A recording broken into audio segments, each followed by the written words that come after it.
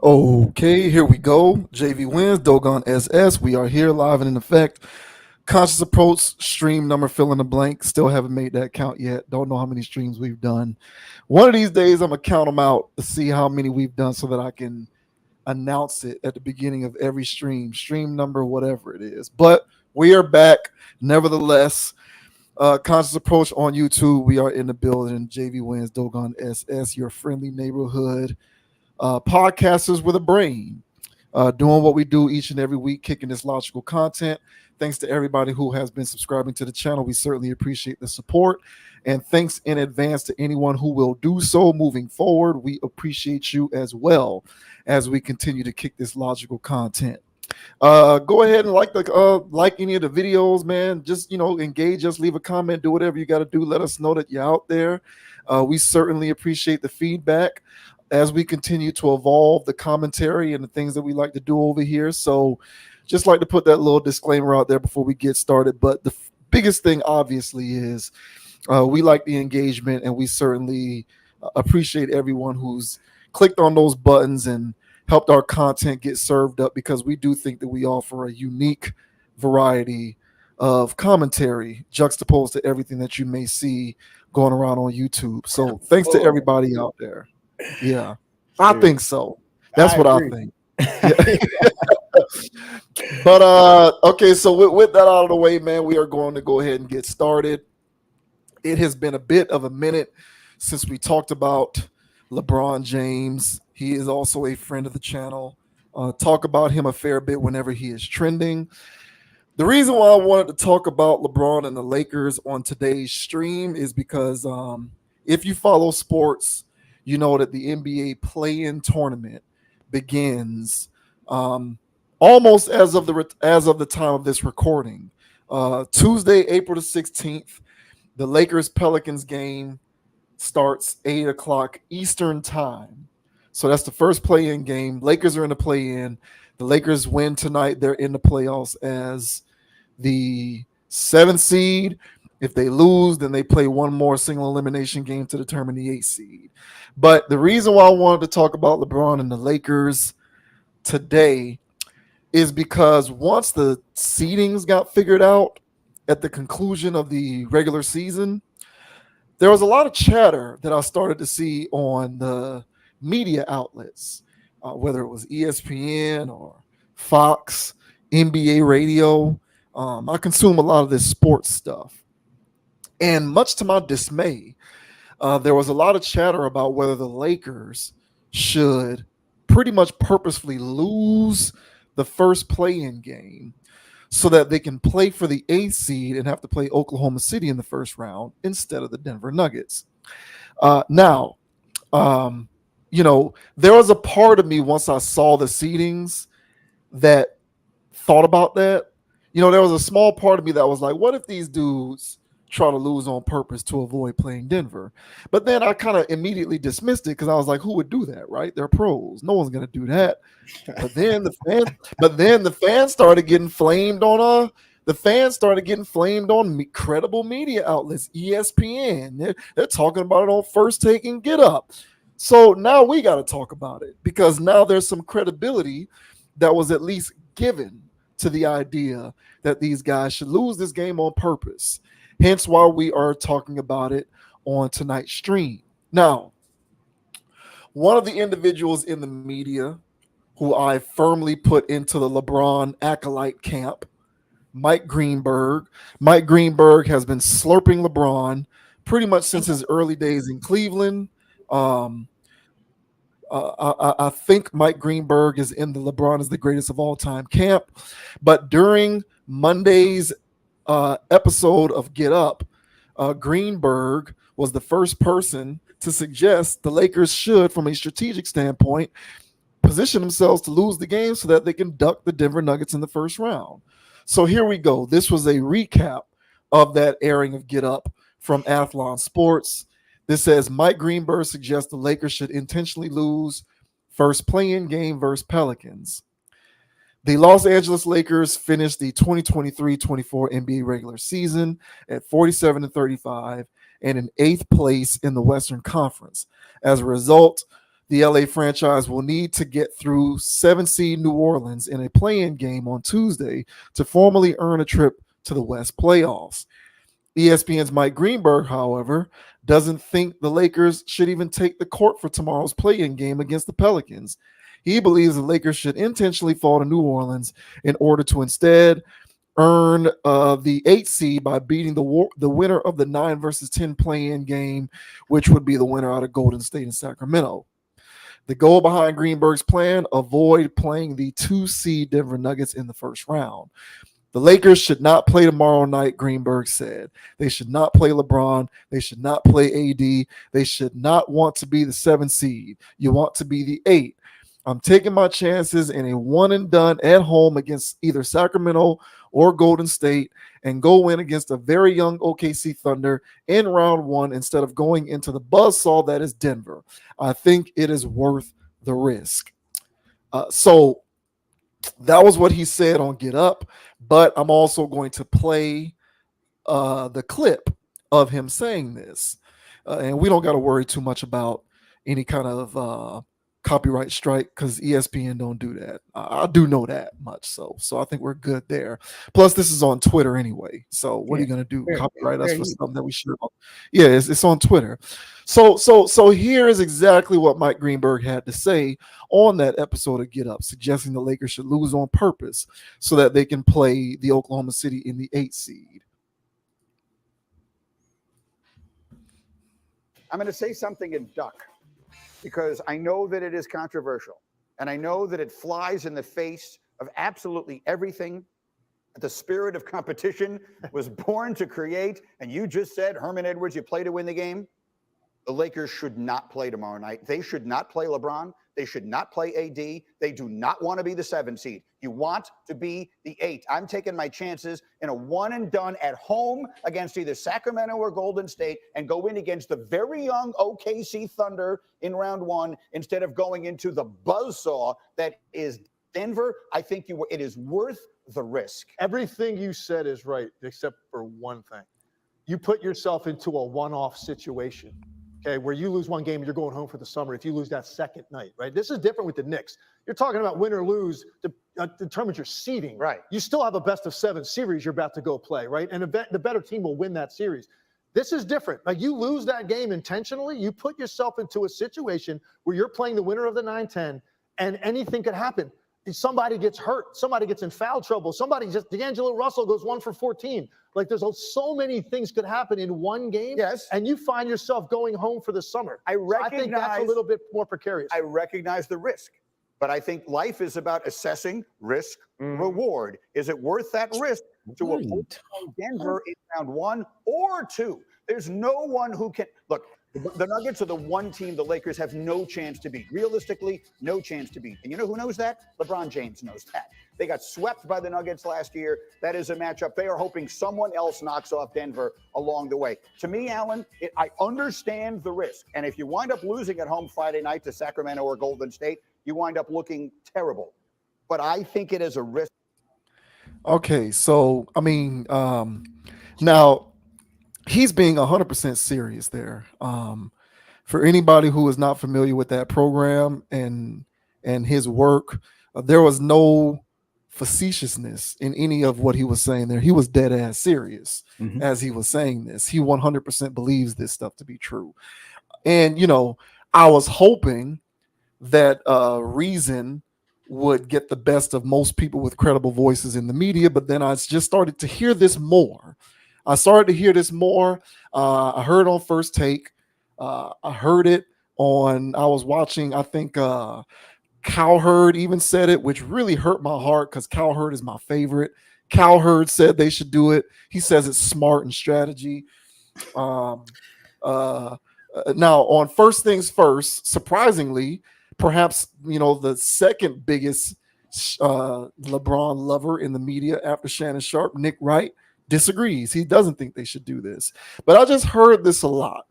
And, at first I was going to ignore it. I wasn't going to broach it as a topic on this channel. But because it was said so much over the course of the last 24 hours, I couldn't help myself. So what do you think of what Greenberg had to say there? Do you think he's right? Do you think others like him are right?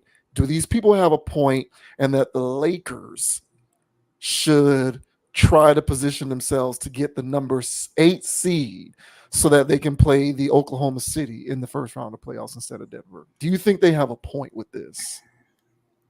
There's a point to be made within it. That doesn't mean I agree with it. The point that is agreeable is that they have a better shot against OKC than Denver. And for OKC, for all intents and purposes, they should win. But I can see that going south for them real quick due to their inexperience. And it might be like how the Heat were when the Heat played OKC in the finals that year. We got every call. We got every call. And OKC got so caught up in complaining that it was just like, yeah, y'all not the Dallas Mavericks. See, the Dallas Mavericks know the game within the game. They understand that when odds are stacked against them. The San Antonio Spurs knew when the odds were stacked up against them. So when we played that young OKC team, they couldn't believe that the calls were going that way, so much so they got lost. And we just destroyed them due to their inexperience. So one thing that the Lakers, they don't have that advantage against Denver. So they're better off playing a younger OKC team. Narratively speaking, they can get away with that. So it is their best shot. However, that doesn't mean that I agree with the concept of losing within competition. So that's the part I don't agree with. And that's the over glaring thing there. This part has to come first before we start talking about strategy against Denver and OKC. And first of all, y'all shouldn't even be in this position. Thank you. And then on top of that, once y'all, like if Genghis Khan or Genghis, however it's really pronounced, was a head coach in the NBA, he's winning this game. This guy's all about competition and dominating your opponents. And he will stay up late nights strategizing on how to beat these teams. And he would install in their minds the power of winning all the time and not losing games for if you want strategy, you better out X and O them. So I really think it's a pathetic media narrative point to justify them trying to do this. And it's a soft blow. They're throwing it out there. So once it happened, it looks genius. And it's a cop out if they actually lose while they're trying to win. It's a genius play because they were strategically, it's too much with this guy and this stuff. So those are my initial thoughts, sir. What you say? Do you agree with this concept? Losing to fall to the 8th seed just to play OKC? If strategy was the motivation behind this, why isn't anyone talking about who should lose in the East to jockey for position to get into the 7th seed so that they can avoid the Celtics? Why is that not a talking point? Like why is if it's about strategy, why is no one talking about that? Because the Celtics are more imposing in terms of the Eastern Conference than Denver is in terms of the West. So if it's about strategery, you're strategically placing yourself in a position to be able to advance further. Why are they not talking about losing? Why are they not talking about either the Sixers or the Heat making sure that they win tonight so that they can get the 7 and avoid the Celtics in round 1?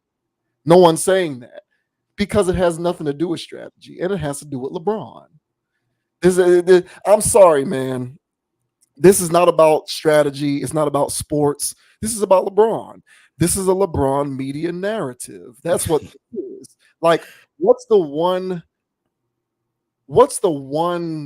at this point, like the people who are like trying to advocate so hard for LeBron to be the greatest player of all time, people like Shannon Sharp, Nick Wright, people like what's Marcus Spears, um, Kendrick Mark Perkins. Greenberg. Like, what is it that these people can't say that LeBron has the best championship resume?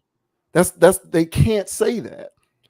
They can say he went to the finals 9 straight times, but they can't combat the fact that other players have a better win-loss record in the finals, have a better winning percentage in the finals. They can't combat that. And they know that that's the one bullet in the holster that they just don't have. Mm-hmm. So whenever this is why I'm ready for LeBron to retire, frankly. Because every single postseason we have to deal with this.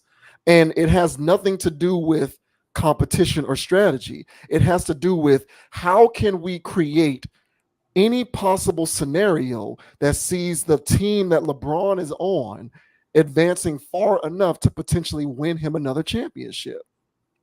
So that if he gets his 5th ring, maybe we have an even stronger case for him being the greatest player of all time. That's what this is. It has nothing to do with strategy. It has nothing to do with sports. It has nothing to do with seedings. And it has everything to do with we need LeBron to best position himself to be universally declared as the greatest player ever. And so long as he is 4-10 in the finals, or whatever his win-loss record is, 4-9, 4-10. Well, I think it's 4-10. No, it's As four long and as it's six. Because he been no, 10 well, times. Yeah. right, 4-6. Okay, so as long as it's 4-6, they can't combat 6 for 6 with Mike. You can't combat even guys like I love Kobe. You can't combat 5 for 7, which is what Kobe did. Like, it's hard to combat that if the ultimate goal is winning the championship, and he's 4-6. So the thing is, what do we need to do to continue to push this forcefully?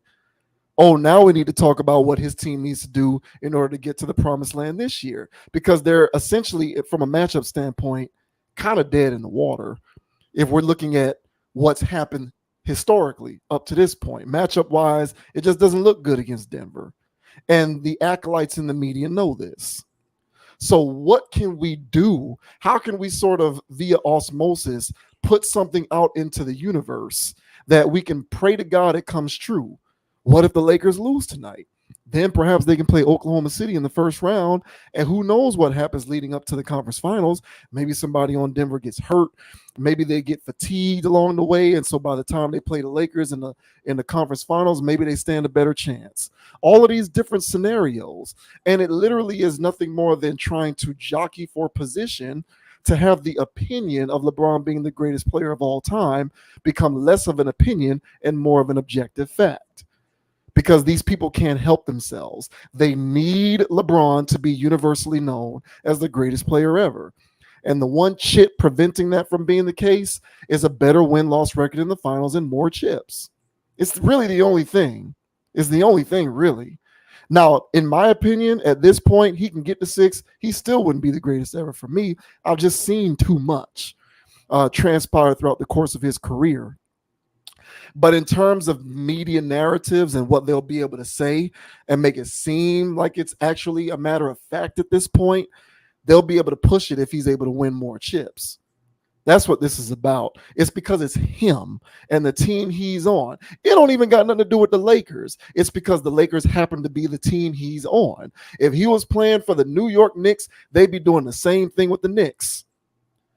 Because they just it's an insatiable desire on the part of these people to have it be universally declared that LeBron is the greatest player ever. And it's ridiculous, but they'll veil it as competition and they'll veil it as strategy. Well, if it's about strategy, let's talk about why the Heat need to lose the 7-8 game, or let's talk about why the Heat need to make sure that they win the 7-8 game so that they can get the 7 seed and play the Knicks in the first round, since the Knicks are the 2 seed. No one's talking about what's going on out east. And we got the same thing. In my opinion, it's even more exacerbated because of how dominant the Celtics have been all year in the East. Exactly. So where is the language, the conversations, the segments going on that front? since we want to talk about strategy in playoff basketball. But the strategy in playoff basketball when it comes to losing games on purpose specifically applies only to the Lakers. I wonder why. I wonder why. And these people will never stop. They'll never rest. Greenberg, Nick Wright, Shannon. Now, let me take Nick Wright out of it to be fair, because Nick Wright said the Lakers shouldn't lose on purpose. But Greenberg, Nick Wright, not Nick Wright, Greenberg, Shannon Sharp, and the rest of these annoying LeBron fans in the media, Marcus Spears, and these people they just will not rest. They won't give it up.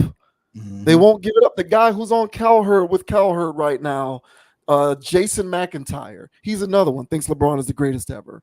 These people just will not stop. And reasonable sports fans like me have to listen to this year after year, which is why I'm serious when I say I'm ready for him to retire, so that I can just be over. We can just move on with this crap, because I'm tired of it every year. And it's like, hey man, y'all don't want to play Denver in the first round. Y'all think that the Lakers are so good that they're championship worthy. Why didn't they win more games in the regular season so that they can be 3, 4, or 5? Do better in the regular season so that you're not in this situation. No one talks about that, though. We're just talking about they're the playing team and they need to duck a team by losing on purpose. It's absolutely disgusting, but not surprising, because when you're dealing with LeBron in the playoffs every year, you're going to get this. And it's just annoying. It's almost as annoying as Travis Kelce, Taylor Swift. It's annoying. So I'm going to be here to watch these games regardless. When LeBron retires, I'm still watching the league. I don't need him here. And I really don't need him here because I no longer need to have to deal with this every year. And I'm sure that there are many fans out there who follow the league who feel the same way that I do. Like, get over it. He's not going to win any more chips. Like, it's over. Just get over it. It's a done deal. Stop trying to jerry-rig these scenarios so that you can hope to God that LeBron wins more chips so that you can get on TV and say he's the greatest player ever. Because at the end of the day, that's all these people really want to be able to do. Yeah, well, yeah, I mean, I agree, but, you're going to always have the LeBronites. So they will exist forever. So, but the longer he stays into the league, because you got to get something out of this. So I figure the longer he stays, the more he exposes himself. And that's what's going on. Hopefully the objective eye can really look at what he's done throughout his career. And it's even laughable that people even consider him top 5. I feel like that's a push on these narratives and talking points. But when you was naming out chips and stuff like that, I had to look down to just check how many Tim Duncan had. Tim Duncan had 5. 5, yeah. And if we're starting a franchise and they say, who do you want, LeBron or Tim Duncan? I'm taking Tim Duncan. If somebody say, if you starting a franchise, you want LeBron or you want Kobe, I want Kobe. I can go down the list on this, doing this. You want Bird or you want LeBron? I want Bird. I'll go down the list, and the more he plays, the more he gets exposed. Hey, look, listen, people. All this stuff that the Lakers team is trash. The Lakers team is trash. They proved it this season on numerous occasions. When LeBron's not there, they're beating teams they should not be beating. And so that doesn't speak to a lack of talent. And so whenever LeBron gets into the lineup, the ball becomes stagnant. There's no rotation. He's a bad basketball player. He's extremely selfish. So part of these narratives and talking points was that he makes his teammates better, and he doesn't. Westbrook is winning everywhere his entire career until he starts playing around with LeBron. He makes specific teammates better. Not everybody. He makes spot up 3-point shooters better. And that's not saying anything. Right. That's not saying anything. And Westbrook took the Wizards to the playoffs. So Westbrook comes to the Lakers and he's a bum. Then he goes over to the Clippers and he's like 6-man type guy of the year type thing. He gets injured, the Clippers start falling off. Like, he's an important person. So I say all this stuff to say is that the more he plays, the more he's going to get exposed. And it's also a travesty how they don't promote these other teams that are number one. There's no reason why SGA doesn't get enough pub. There's no reason why Jokic doesn't get enough pub. I mean, what the guy's been doing for the last 5 years is absurd. And the slander for Luka. Hey, look, man, it's whatever. This stuff is a slow bopping thing, but he be crushing these dudes. Come stop him if you don't like it. Nobody can stop him. So the mere fact that he's not even in MVP conversations for what he's doing is also like funny to me. So there's a lot of stuff where the league is just dropping the ball on promoting players. Why do we always have to hear about this man? They're trying to get into the playoffs, and he's the talking point of everything going on. It's ridiculous. This is the part about it I don't understand.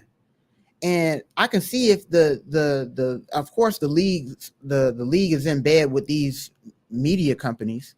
So they want to promote stars and have stars be the thing and the drawing in thing and building up people and building, but they have so much fertile ground to be trying to at least build up the future generation instead of always investing in this dinosaur. So, hey man, objectively watch him play and just watch how he's not a good teammate, how he doesn't play good defense. I mean, it's very obvious. So, and let's see them win a game when they're not shooting 30 plus free throws. So if they lose this game, whatever, we'll see. I don't see them not getting to the playoffs. I feel like the league gonna let them in. So we'll see what happens, and we'll see the free throw discrepancies.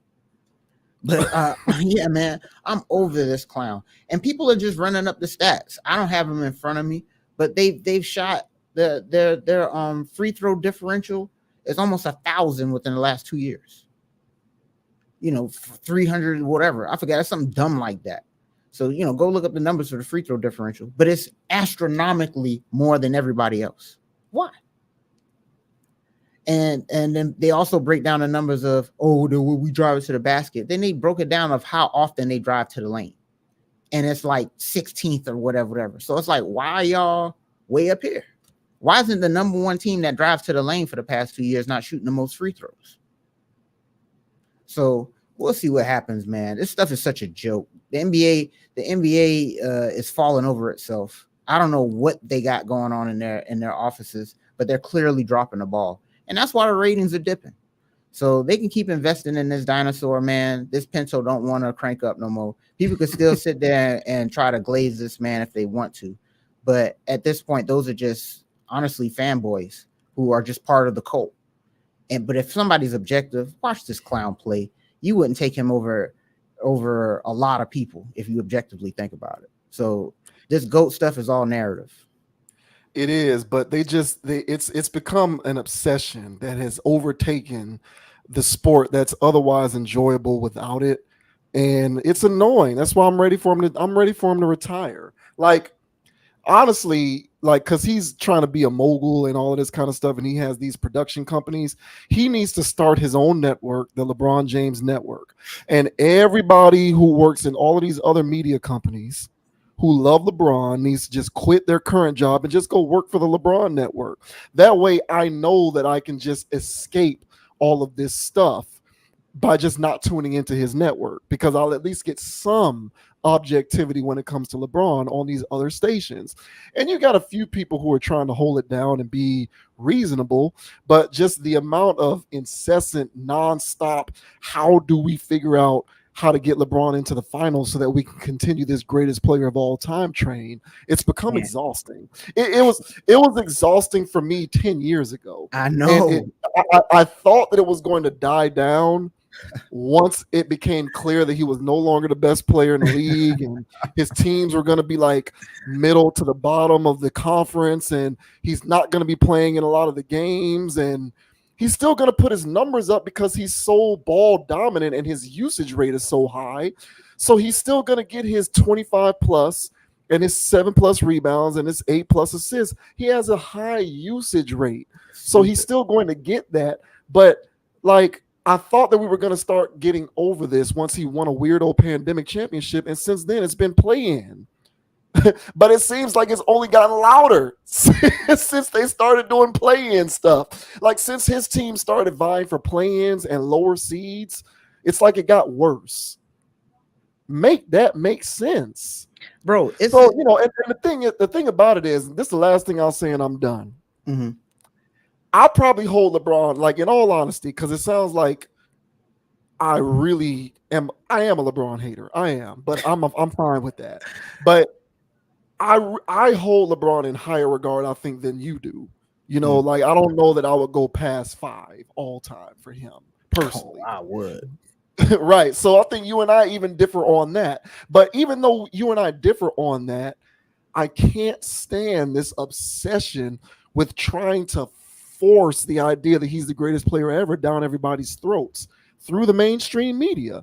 And that's what causes people like me to root against him and to want to see him retire, because you can just let the career speak for itself instead of doing segment after segment trying to jerry rig this into the conversation so that people like me who are on the fence or who don't agree have to see your side of it. Like, there's this weird dogmatic approach that's been attached to LeBron when it comes to the NBA and the coverage of the NBA that I personally resent. And I'm over it. And that's why I really can't wait I will watch these games if he's in it or not. So when he retires, I'm not going to cry a river. I'm good. I'm ready for him to be retired. I really am. And it ain't because of him personally. It's because of stuff like this. It's because of stuff like credible people in the media getting on national television and saying that his teams need to lose on purpose so that they can perhaps go further in the playoffs. And you know why you want him to go further, so that you can continue to kick that noise. I'm just tired of it. Well, I'm just say this, that it's not going to stop. I know, but I ain't gonna stop complaining about it neither. Yeah, I'm saying, because he'll retire, but the narratives are going to keep going, as we're seeing right now with the JJ Redick podcast. That whole agenda about that, was about him just making excuses about everything. So it's just like, bro, I ain't have enough help. I ain't have enough this. And he's exposing himself. The more he talks, see, his narcissism has no choice but to come out. Yeah. So he was better off being quiet. But, like a true narcissist, he's got to let everybody know what's on his mind. And so he's going to sit there and he's going to expose himself by all his excuses that he's had over the years that he's justified, with an elementary mind. Never grew up and matured to say, you know what, that was my fault. He's still blaming people. I saw a clip of Eddie House. I'll send it to you. Eddie House was like, hey, bro, I was on that team. What, you talking about me? I didn't even get a chance to get in the game, bro. So how was I able to help you? I know who was in the game. Yeah. The more he talks, the more he's going to look foolish. The more people are going to dig into these things, these accounts where he's claiming he didn't have enough help. And right now, even at this point, claiming he ain't got enough help. So, hey, man, I can go on for hours about this dude. But yeah, man, but yeah, I agree with you. But at the same time, bro, this is like he really wants this legacy thing. So we're going to hear about this after his retirement. I didn't think I was going to hear Jordan name this much after his retirement. I'm low key tired of that. There was other players in that generation who was balling. We don't always have to focus on who was the greatest. Let's focus on, other people, because there was a lot of people that shine in the 90s and, in the 80s. But, I feel like there's too much Jordan worship. There's too much at the top worship and not enough appreciation for hoopers that were just hooping. So the whole narrative needs to change. That whole GOAT stuff started with ESPN, and I'm over it. Yeah, and that started like 20 years ago. I'm over it, man. Yeah, the Jordan stuff doesn't so much bother me because I agree with it, number one, obviously. But then also with Jordan, it's like when he retired in 1998, it was like in retrospect, then we started getting into that GOAT stuff, kind of. We've been hearing this stuff with LeBron since he's been in Cleveland the first stint. Yep. Ever since he started putting up all of these numbers and losing, going 60. I can go on for hours too. But like, you know what I'm saying? It's like the guy ever since he started, having the best record in the league, 66-16. And then you lose in the conference semifinals, not even the conference finals. You lost in the conference semifinals to the Orlando Magic in 2009 after going 66-16. The following year, you lose in the conference final. No, the year before that, I think, you're losing in the conference finals to the Celtics, despite being prohibited favorites. You're prohibited favorites and then you wet the bed, and then you have these supporters in the media saying that you didn't have enough help. No one was saying that before him. And when when all of these other players in previous generations came up short, no one was giving the no help card. That was something that started with him. So I'm less offended by the advent of the conversation with people like Jordan than I am with people like him, because I felt like they were trying to force it down the throats of the public before it made sense from a resume standpoint to actually talk about it. Correct. And so it's just become aggravating. It's just annoying. So I'm over it. I'm ready for him to retire. It's a done deal. Like, he's not winning any more championships, people. He's not. It's over. So just deal with the fact that you're going to have to argue his merits against people who don't think he's the greatest player ever, and not have it and not have your argument strengthened by his increased ring count, because that ring count is not going to come. It's done. Hey, Over man. this, bro. Most all NBA players, most all stars, most Olympians. This guy's played with everybody, and he still got less than Tim Duncan. Give me a break, bro. Shouts out to John Morant, member of the tribe, checked in. I got this shirt from Target, bro. This is a Target shirt. He was asking about my X-Men shirt. Oh yeah, this is a Target shirt, bro. And he agrees too. He agrees with what we're saying about this Lebanon guy, man. I'm just over it, man. I'm tired of dealing with this every single offseason. Like, not offseason, but postseason. Like, enough. And it's all about him jockeying for position to be the greatest ever. That's all it's about. Mm-hmm. Crazy. Oh, hey, make sure you guys hit like and subscribe, by the way. Yeah.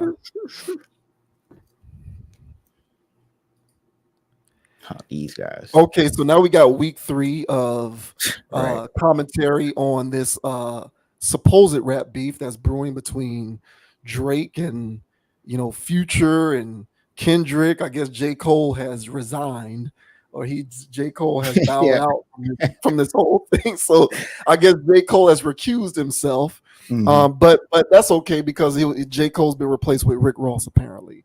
Now, I'll be the first to say I have not listened to any of these supposed response songs, because there's a lot of stuff.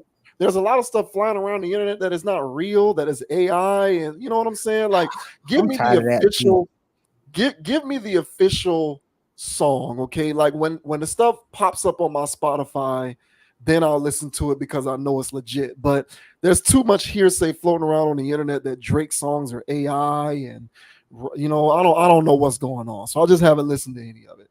But there's this idea that this is actually a good thing for the music because it represents competition coming back into it, right?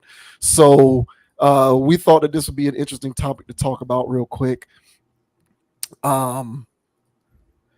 Because there's a lot of people who are welcoming this because it says that it's bringing competition back to the music, and that's what we all want. So this article from XXL says the recent diss tracks are bringing competition back to hip hop, and we are all hungry for it.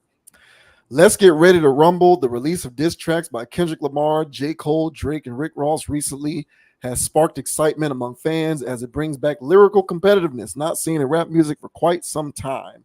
Songs like That, 7-Minute Drill, and Champagne Moments have fans in a frenzy since they're seeing their favorite rapper step up and engage in lyrical warfare. And it's not over yet. The anticipation of future diss tracks and response songs is palpable, and their impact on the rap game is likely to be significant. Come one, come all. It's time to see who can lyrically spar with the best of the best. And so this basically goes down, gives a rundown of what's happened thus far. Obviously this was spurred by First Person Shooter, which was on Drake's Trash for All the Dogs album with J. Cole. And then Kendrick responded to that on Future with That, and now Rick Ross has gotten involved because of there's a bunch of stuff going around. I guess we can get into the weeds with that if we wanted to. But the overall point with this is that this is a good thing because it's bringing competitiveness back to the rap game. Do you concur with those sentiments?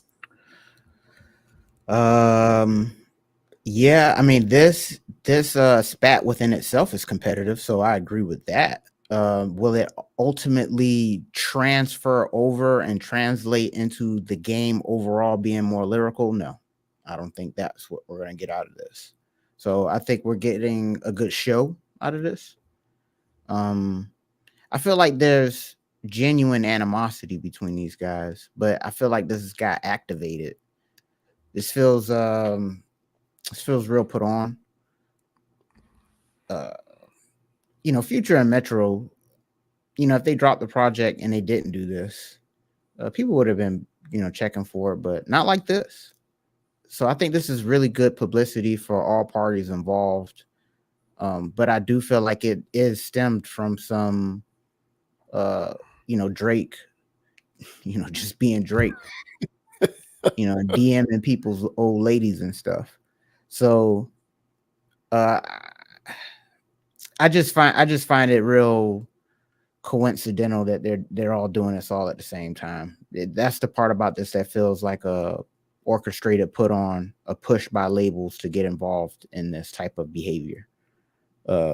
Because if they just drop regular stuff, because that All My Dog stuff, I mean, it had a splash in the pan for a week, like any other Drake project, and then everybody forgets it again. With his garbage disposal music. So yeah, I mean, I appreciate it, even if because and that whole AI garbage, I don't like that. That's throwing a stone and hiding your hand. I don't want to hear that kind of crap, man. To me, that stuff sounded kind of legit, but I still had to ask myself while listening to it, is this real? And why are we doing this? What part of the game is Yeah, this?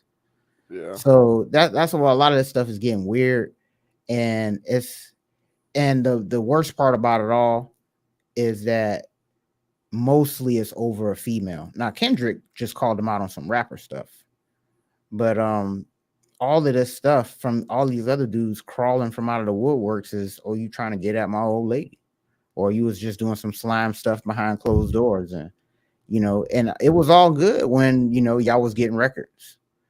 So now it's a problem and all this other stuff, which is whatever with these industry dudes. So the whole premise behind this beef to begin with, for me, is kind of lame. And if we're competing around lame stuff, I don't care who gets that crumb when they're fighting over there. I don't care how, well the guy did a people's elbow or jump from the top turnbuckle. If they're fighting over a female in messy DM situations with IG thoughts, I don't care about this. You know what I'm saying? So to me, all of this is a joke. I'm enjoying the show, but to me, this is just clowns slapping each other with socks. So, what are your thoughts, man? How do you feel like? You feel like this is bringing competition back to the game? Is this what the game's been missing? Is this is like they're fencing, like they walk up to each other and slap each other in the face with a glove. I challenge you to a duel. Yeah, man. Like Like, what is it's this? not it's not it's a duel, but it's not really fighting for real. Right. That's a very good thing that you brought up. 2 weeks ago, when we initially talked about this, we talked about how lame it was. Mm-hmm. That what incited all of this has to do with a woman, which is just completely ridiculous, albeit on brand, especially for people like Drake. And you're right. And, I didn't really think about that particular angle, but that is true. For me personally, there's a lot of air that gets taken out of the ball when the foundation upon which this is built is as trivial as a woman. Now, we've seen previous beefs in the past, like, with Tupac and Biggie, even with Jay-Z and Nas, where women get thrown into it as Mm-hmm. sort of like, additional ammunition. Mm-hmm. But the initial thing, the initial inciting incident isn't a woman. It's other stuff, street stuff, stolen songs, or sometimes it is actually competition. Who's better at rapping? And then as things get more intensified, then you want to start throwing in the stuff like the women and all of that. Mm-hmm. But for it to be initially over a woman, to me, there's a lot of air that gets taken out of the ball. Because I just think that that's lame in general for men to do, especially when you're, and I said it before and I'll say it again, especially when you're talking about guys who are supposed to be these hyper masculine hip hop rappers who can get any woman they want and you can slay chicks, you know, in there's no limit to the amount of women that you can get and smash and do whatever you want, because women are just you know objects to be used at your disposal. But then you get cranky over this one situation with this one chick, and now y'all beefing. It's just whack. It's just dumb. So I hear all of that, but on top of that, I think that this is a flash in the pan. It's not really sustainable. I think it's a microwavable moment where there might be some lyrical competitiveness going on, but it's not bringing anything back to the music because the people don't care about it. That this to me is like, this would be like if we saw like, let's say this year for whatever reason in the NBA playoffs, the games were like low scoring and there was a lot of defensive hand checking and there wasn't a whole lot of 3-point shooting. There was more guys going to the hole, going to the basket, getting dunks and free throws. And so now we spend the entire offseason talking about whether defense and hand checking is coming back to the NBA. And and then once the regular season starts next year, we see that they're shooting more threes than ever and nobody's playing defense like that. Like, that would just be an anomaly, but it would not be an indication of what's to come, because players don't want to play that way. The league doesn't want the game to be played that way. The games aren't officiated that way. And for all we know, fans don't want it that way. So no one cares to see the game go back to that. And if no one cares to see the game go back to that, then no one is going to want to see it continue. We'll just accept that this was a blip on the radar. Mm-hmm. And I feel the same. That's the same way that I feel about this music stuff with this lyrics. No one cares about like the modern fan of hip hop music, rap music, whatever you want to call it, doesn't care about bars. Like, clearly we have deprioritized bars. No one cares about lyricism, and bars. People just care about fun, free sex, no consequences, as you like to say. That's really the driving force behind the popularity of this music. Staying a child, living like a child, not growing up, not maturing, spending money irresponsibly, treating women irresponsibly, and not having a care in the world. That's what drives this music, not lyrical prowess. Correct. So the fans don't care about it. The community doesn't care about it. So this is going to be something that may last a month or two, but we'll get back to business as usual once this is concluded, because the community at large doesn't care about that. The community does know, like, unless you're 40 plus, no one 40 plus I know really listens to any of these people.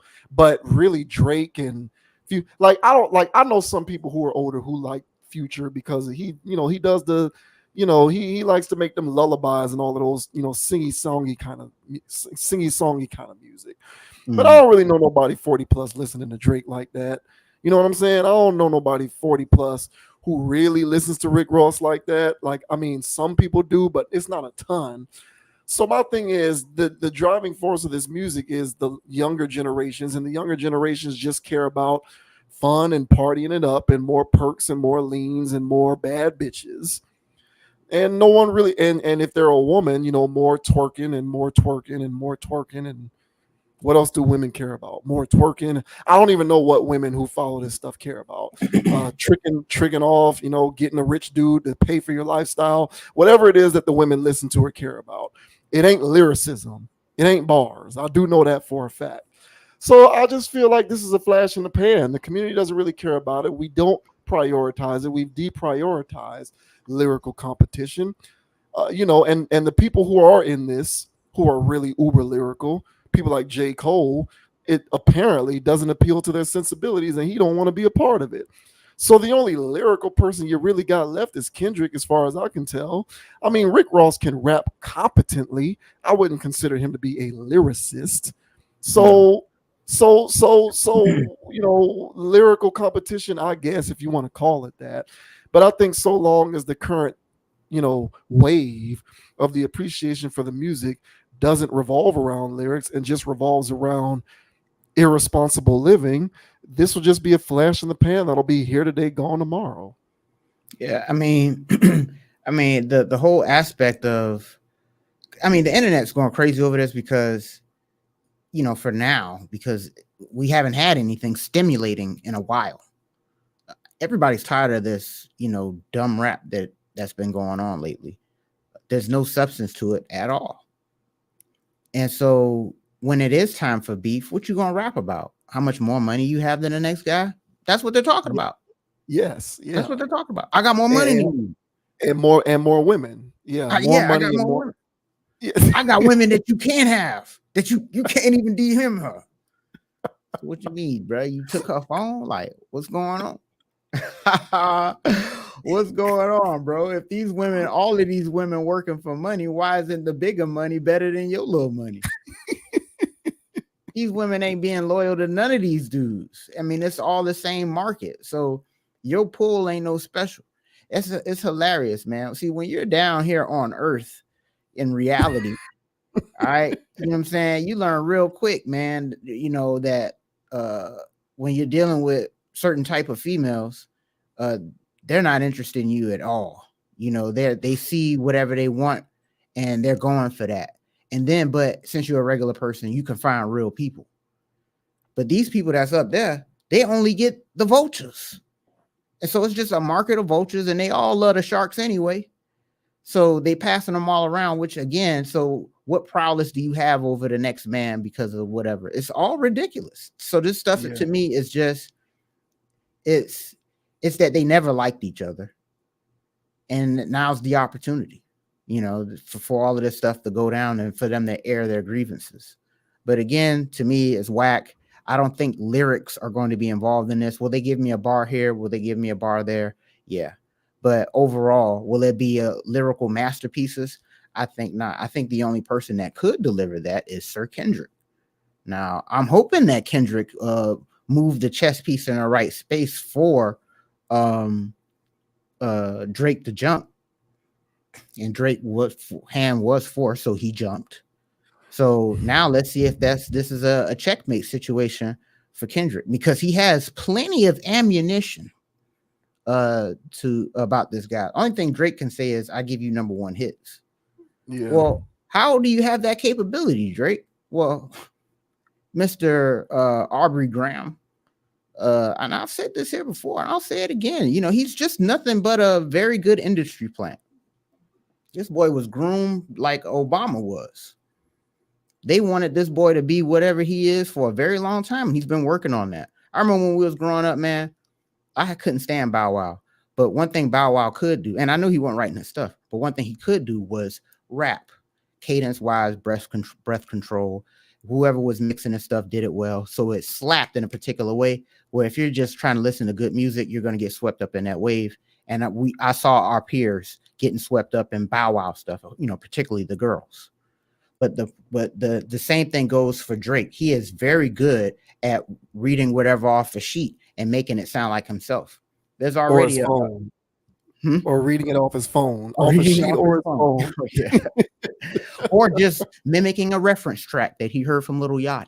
I don't know if you heard you seen that out there, but one of his songs out there, and you know, Metro allegedly leaked a song where Lil Yachty did a whole song, and Drake is doing it bar for bar. But we already know that Drake is the reference track king. We already know that the diss track that he delivered out there that was potentially AI, I don't know, or whatever, was written by his cohort of writers. We know this guy is not a real person. He's just a puppet. Drake and Kendrick has that ability to air that out. You know, him and Drake and his owl worship, him and his six god stuff, Saturn worship, him and all his weird stuff. Now, he don't talk all of that stuff around the people he do bar mitzvahs with. But he in our community telling us to go spend Chanel on these spots. Out here trying to emasculate all these rappers by DMing they women. This man here sick. There was a clip of Kanye out here talking about some Drake play different. You know what I'm saying? If he's trying to get at you, he'll move 6 houses away from you. He out here playing chess with people's lives and careers. And I think a lot of people behind the scenes got tired of his shenanigans. So he's getting outed it. Kendrick's got a ton of ammunition to go lay at him. I hope he attacks him appropriately, like I think he should. But as far as this being a sustainable thing within rap, so what you think? Blueface is going to start spitting because he got inspired by this? I don't think so, bro. We're going to keep getting our whatever music, all right? So I hope this there just needs to be a renaissance in music, period. And that comes from having an understanding and of who you are as a people and where you're trying to go. From there, you can deliver a message that has substance. But if you're just talking about what you can buy, afford, and have sex with, like everything we've been talking about for the last 30 years, then we're going to continue to see non-lyrical rappers beef about who's got the faster car. So yeah, I don't think they're bringing anything back, honestly. No, yeah, I don't think so either. And like, I don't know, maybe I just have such a low I have a very low standard for the people who listen to this music. I really do. Like people who really like it, I just kind of have a low standard for the community because they don't have a standard. Like I've talked about how this music is largely devoid of standards, and the people who report on it, they are also devoid of standards because they're beholden to the artists, and they don't want to alienate nobody because everybody's sensitive and doesn't like constructive feedback on the music they create. And so it's just created a very serious lack of standard across the board with respect to the quality of work. And it's not coming back because the community does not care. Even if Kendrick decided to try to lean into Drake's lack of writing ability, is it really going to resonate? Personally, I don't think so because we've been knew this and it hasn't stopped Drake from becoming more popular. I know. So like it's been public knowledge that he doesn't write stuff, that he's more of a performer than he is an actual like rapper. He's more of a hip hop personality than he is an actual artist. That's been public knowledge for years now. It hasn't stopped his train from rolling because the community doesn't care. We don't have standards when it comes to that stuff. So as long as he can continue to make these weirdo songs talking about his money and his women, it's not going to matter. So like, Kendrick can lean into the ghostwriting stuff and the reference track stuff all day, every day. As soon as Drake makes a catchy song with Rihanna on the hook, it's over. Yeah. And people will start talking about how Drake won that, even though he really didn't. He just made another catchy jingle. Yeah. So that's what we're dealing with here is across the board, the like standards with respect to quality of music has dropped so precipitously, in my opinion, specifically when it comes to this genre of music, that I don't think there is any turning back. We're not going to go back to the NBA hand checking and shooting less threes, and we're not going to go back to hip hop music prioritizing lyricism and lyrical competition. We are strictly at the point of opulence and irresponsible living, and that's what people embrace with the content. And if you can proliferate that kind of sound enough, it doesn't matter how talentless you are, how devoid of credibility and credentials you are. It doesn't matter whether you're right or you don't, because no one cares about that. It's just about feeding the beast with the hollow music. And Drake feeds the beast with the hollow music better than anybody else.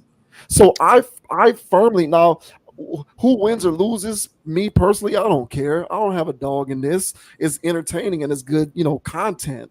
But I predict that the community at large at the end of the day is going to sort of perceive that Drake came out the winner of this. Yeah. Yeah. He won a 20v1. That's what they're gonna say. Yeah. Did your best rapper take on 20 people and beat them all in 2 songs? I don't think so. And outsell records. And yeah, man, the narrative's all tilted in his favor.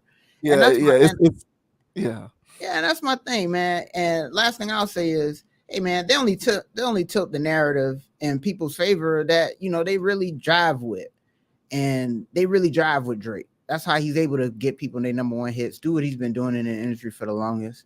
And he gonna keep making his money and all this stuff. But those are all power plays behind the scenes, curtains getting pulled, and that's not off merit of his genuine 100% talent.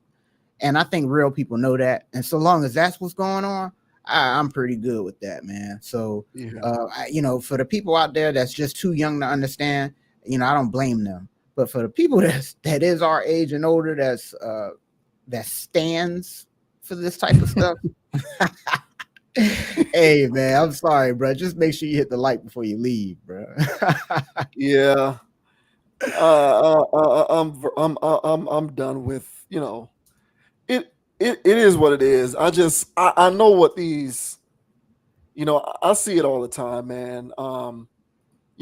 Some of Drake's most popular songs he didn't even write, and yet y'all still love this dude. I don't understand that. It's weird to me. It's like, it would be like if I found out that my greatest, the book that I've always been inspired by the most in my life wasn't actually written by the person who claimed to have written it. Maybe the merit of the book itself would still be cool with me, but I would feel differently about that writer or the author because he didn't even write it. So it wasn't even your wisdom.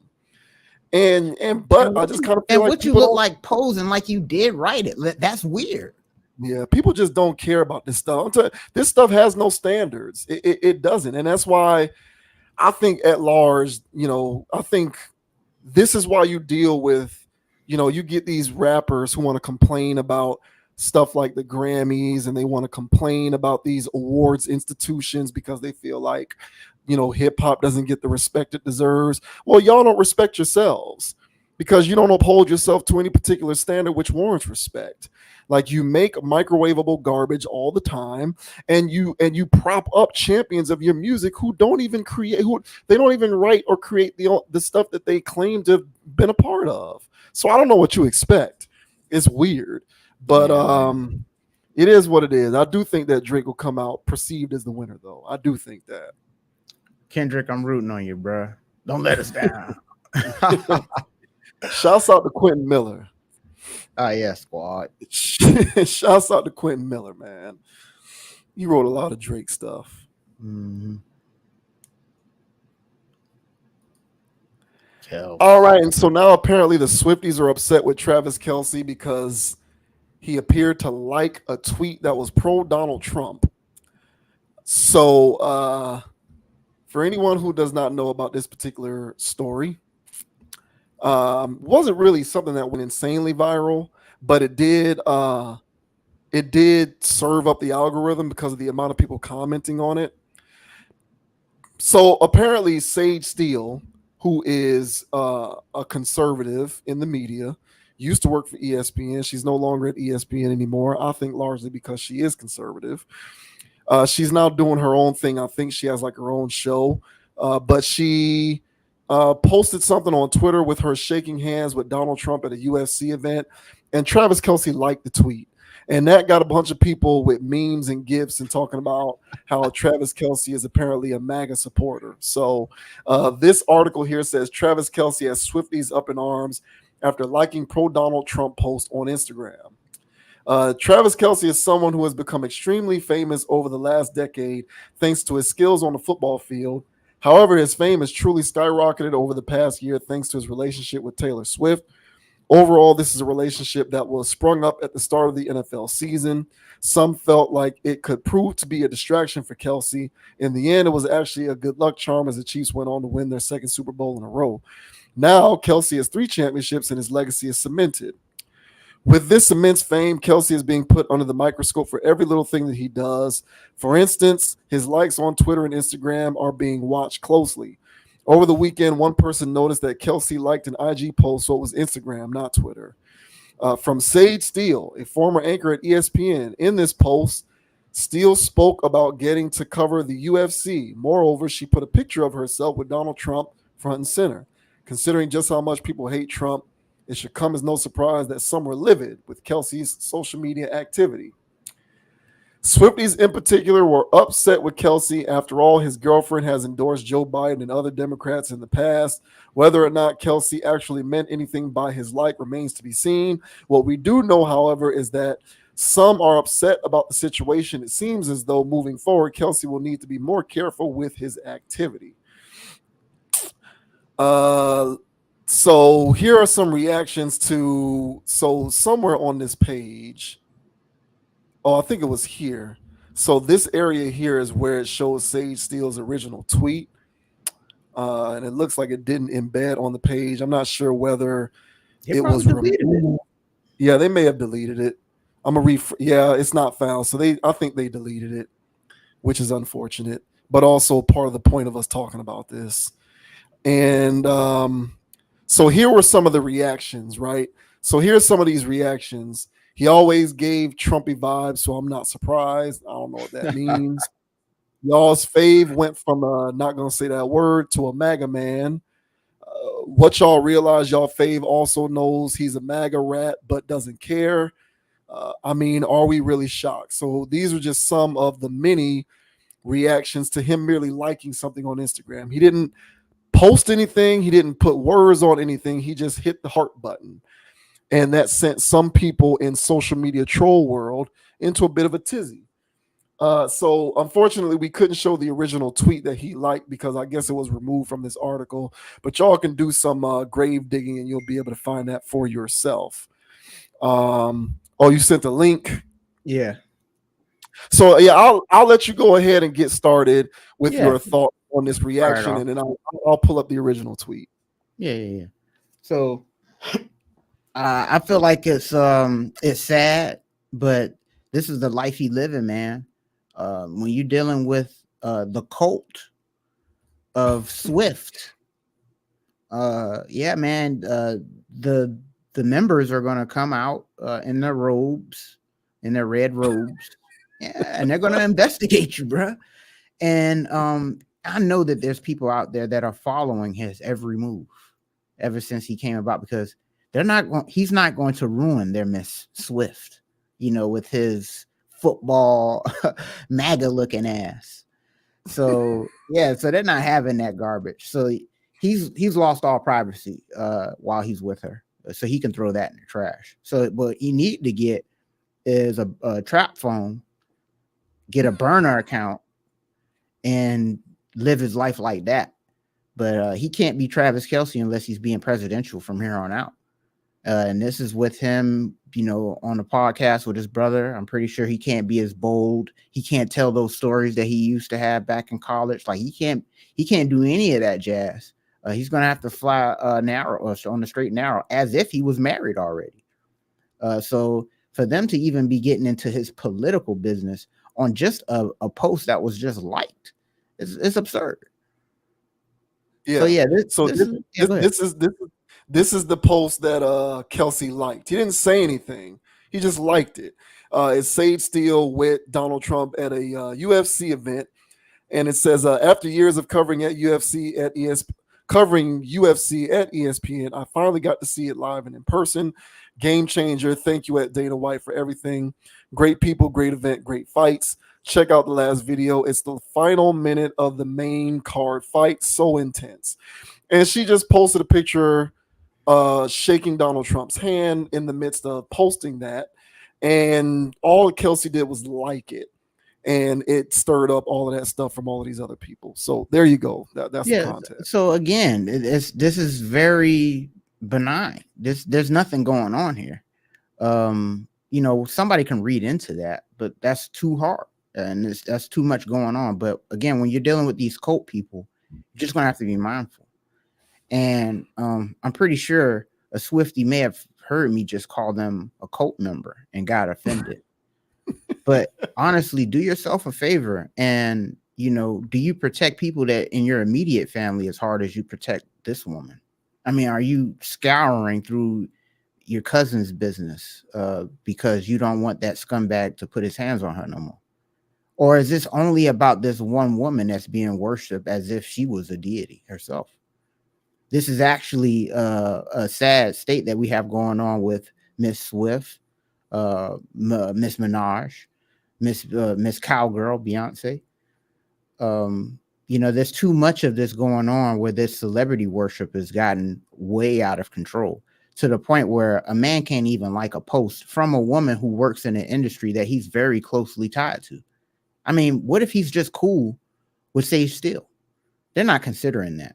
They're considering his political stance and him trying to actually sway voters by liking posts. This is absolutely ridiculous, man. But what are your thoughts, man, on the cult of Swift getting upset that Trav liked the post featuring Donald Trump? What did you say a couple minutes ago? You said he has to be something. You said presidential. He has to. Yeah, he has for him. He has to act. Right now, he has to act as if he's married and move presidential. Right. Yeah, he has to. So I would make an amendment to that. Okay. He can still do what he wants on social media and still be able to, retain the goodwill of the people on the internet if he likes content that is left or Democrat. So that's the thing about it. So my, the Well, the that's not what issue you with want. this isn't That's that not what you want. he first of all, and you're you're 100% correct. He's not being political. He liked an Instagram post. You Right. don't know if he's friends. Sage still used to work at ESPN. Right. He plays for the Kansas City. He's a pro football player. He probably got interviewed by Sage Steele many times while Sage Steele worked at ESPN. Right. For all we know, they may have a cordial professional relationship. Correct. But you leapt to the conclusion that he's a MAGA rat because he's liking a post that has to do with something conservative / Republican. Now, obviously, it doesn't help matters that it involves Donald Trump, but trust and believe if this was somebody else who was on the right, it would garner the same kind of reaction. Mhm. Because, when it comes to the current social discourse in America, and we've talked about this before, being on the left is being a good guy, and being on the right is being a bad guy. So Sage Steele, despite her career achievement, despite by all intents and purposes, she's a reasonable person, a nice person, nice family, all of this good stuff. But because she likes to lean right and be conservative, she's a bad guy. So the thing with Travis Kelce that he's going to have to learn is there's only one side of the political spectrum that's accepted in public, and that's the left side. If you want to do anything political, it has to be left. And if it's not left, keep your mouth shut and mind your business. Because if you do anything right leaning, even if it's something as innocuous as liking an Instagram post, they'll want to rake you through the coals for it. Because that's just the environment that we have cultivated out here in this current society. Being left leaning, being hyper liberal, being Democrat supportive means you're fighting on the side of righteousness. These are the good guys. And being right leaning, being conservative, supporting anything that is even remotely Republican, it means you're fighting. It means you're an enemy of the state. You're one of the bad guys. You're a problem. So, if you like a post that has to do with somebody who's on the left, we're not going to dig into your past or speculate about what you think about anything, your various ideologies, because that's acceptable. But the opposite of that, oh no, we're going to look into, your past. We're going to look in your bank statements. We're going to look at your tax returns. We're going to see what the IRS said about you. We're going to dig into your social media past. We're going to look up your elementary school, your middle school. We're going to find all your high school teachers, your middle school teachers. We're going to see who babysat you while you was in daycare because you like something, because you're conservative. So it's like, even if the person is a good person, it must be something bad about them because they're conservative. Ooh, conservatives, they're the bad guys. So we're going to dig up everything we can about you so that we can expose the dirt that you must have in your closet because you are conservative leaning, a traditionalist even. Take Donald Trump out of this because I think Donald Trump is a convenient way for people to feel like they're right in doing stuff like this.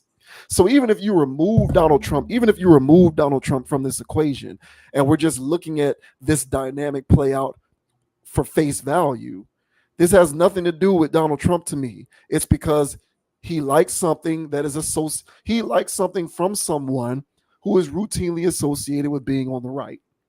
And you can't be on the right and be in public. That means you're a bad person. So the thing is, if you want to be on the right, you're going to have to be quiet. And if you want to be able to speak loudly when it comes to how you feel about anything ideologically, politically, family values wise, socially, whatever, you better be liberal. You better be liberal.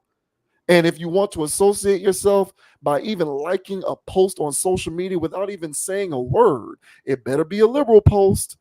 It better be a post posted by somebody who's liberal. It better be that, because if it's not, you're going to deal with the backlash. So it's not fair. It's not right. It's very unreasonable. It's very dogmatic. It is extremely problematic, but it is nevertheless what the current, wave of this country is in terms of how we consume, perceive, gather, talk about certain bits of information and stories. If it's left leaning, if it's liberal, it's good and okay. And if it's right leaning and conservative and traditionalist, it's bad and problematic. So one side clearly has won, and one side needs to just kind of disappear into the recesses and the shadows, never to be heard from again. So I don't think this is a big deal necessarily. I don't think it's something that Travis Kelce is going to like, you know, adversely be affected by, but it is nevertheless a microcosm with which to view how there is a dichotomy in the way that certain things are received, whether it's liberal or not. And basically, the defining factor is liberal is good, anything other is bad. So you got to be liberal if you want to talk, and if you want to be conservative, you just have to learn that you just can't talk. Doesn't make it right or fair, but it does make it the reality. Yeah, and the cult aspect of it is the people that are evangelizing on behalf of that thinking, and they literally go around the internet bullying people into thinking like that. So this was nothing but a bullying tactic towards Travis Kelce or anybody who thinks like Travis Kelce to monitor their online behavior. And once we see the stuff that goes on with the left, they do often align themselves with celebrities, generally in the entertainment market. So whether it's Taylor Swift with Biden or whether it's Jay-Z with Obama, they rub elbows with these celebrities to galvanize the cult following that each of these artists has, and it adds credence to their movement. And then what ends up happening is, because a person is a fan of that artist, or deeper than a fan, actually, even though the word fan means fanatic, they actually worship these people to a degree that they're not comfortable admitting. So once these people go out here and tell us to them, that's why they pay all of these celebrities to sell us car insurance and all these other things. And so no different with a political ideology. So Swift has firmly aligned herself with left and progressive thinking. So naturally, everybody that's under her biblical canons will be following her doctrines and bullying Travis for even thinking about doing such a thing. So yeah, this is the way of the world. And that's why I was looking at this from a cult-like perspective, because this is what it is. This is what social engineering does to people. And this way that this is a way that they can evangelize, in the streets in a grassroots way. And the last thing I'll say is for the people who are, air quote, liberal people or whatever, or what have you, it's the same pump and dump that they do with every other group of minority people or whatever, and black people can strongly attest to that. We've been getting pumped and dumped in the polls for the last 60 years, believing in people giving us promises and reneging on them. So you just got to be mindful of the people that you claiming that aren't against you, and actually look at their work, the fruits of their labor. Are these fruits actually producing seeds for future generation, or are they GMO, lacking seeds at all? Damn, there's no seeds in this grape. I wonder what's going on here. Yeah, well, that means it's not good for you. So just think deeply, take a step back, and if there is a degree of celebrity worship that you may have, reconsider it, Swifties. And start thinking for yourselves and digging into these things. You might be surprised what you come out with.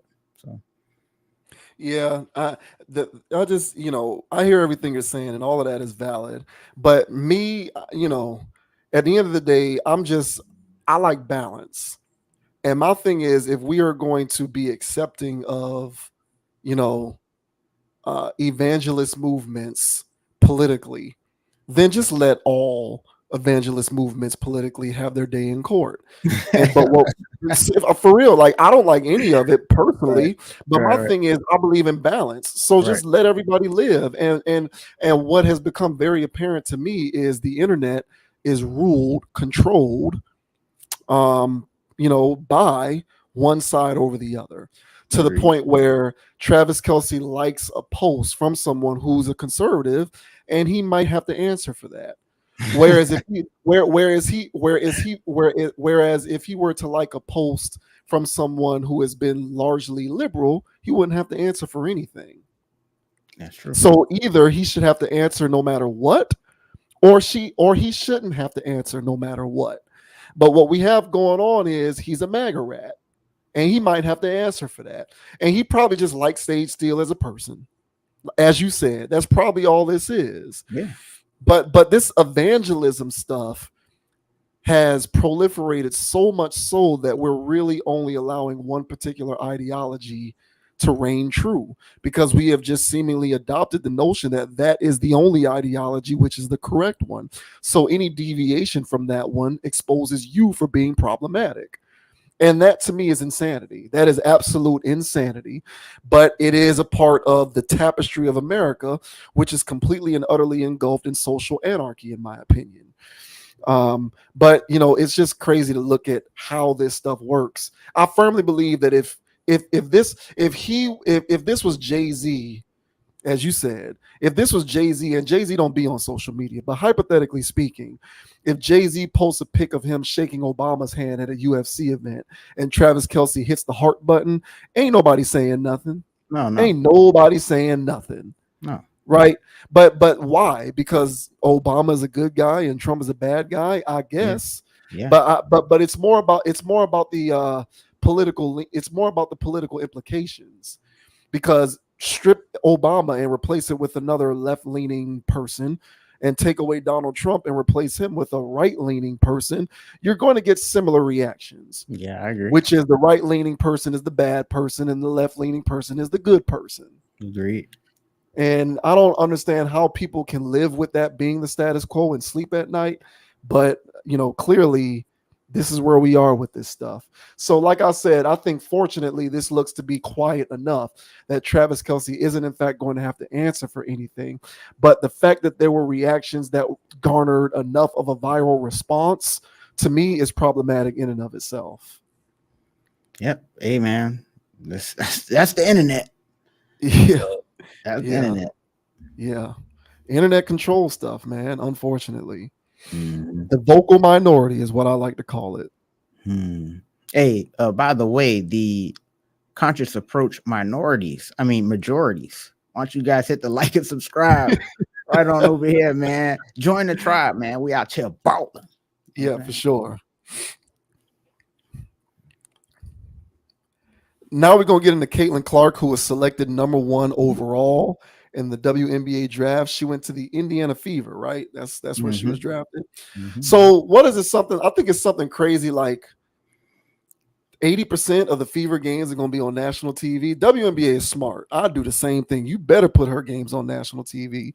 Yep. You better not do nothing other than that, because she is going to resuscitate your sport, Lord willing.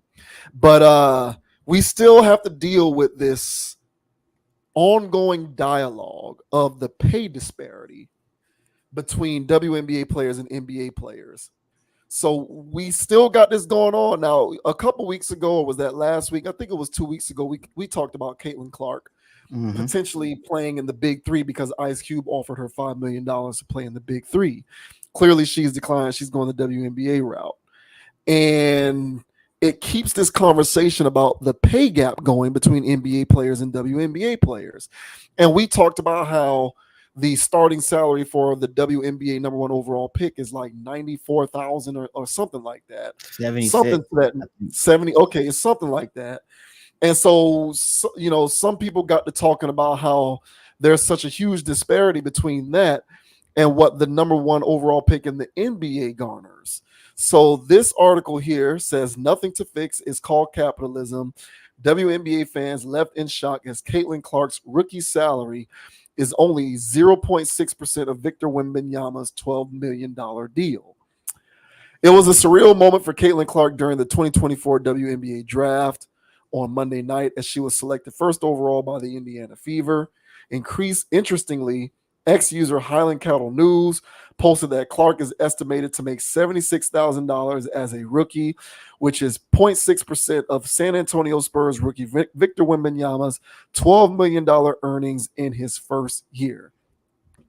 So there you see there, Caitlin Clark will make 76K as a rookie. Wemby just made 12 million as a rookie. Need to fix this shit. The gap cannot be that large. When it comes to Caitlin Clark's contract with the Indiana Fever, she is signed to a 4-year, $333,056 deal with a $97,000 player option. So that's where I got the 96,000 number from. By 2027. So if she opts in, she can earn that additional $97,000 on top of the $333,000 base salary. This news garnered the attention of several fans, especially when compared to Wembanyama's 4-year, $55 million contract with the Spurs. Many shared their strong reactions to the post about Caitlin Clark on X. There's nothing to fix. It's called capitalism. If WNBA numbers improve, the players will get paid. No one watched it currently. Name 5 teams without Googling, a fan posted. So here we got more people who are trying to, put facts into the equation here. The NBA generates the NBA generates between 6 and 7 billion in revenue yearly. WNBA 100 to 200 million. Hopefully with Clark coming in, it'll bring in more revenue, but you can't expect them to pay players millions of dollars a year when they don't even make that. Meanwhile, ex-user Alejandro Leyva commented on the Caitlin Clark predicament by arguing that the root of the issue stems from supply and demand, which continues to hamper the WNBA.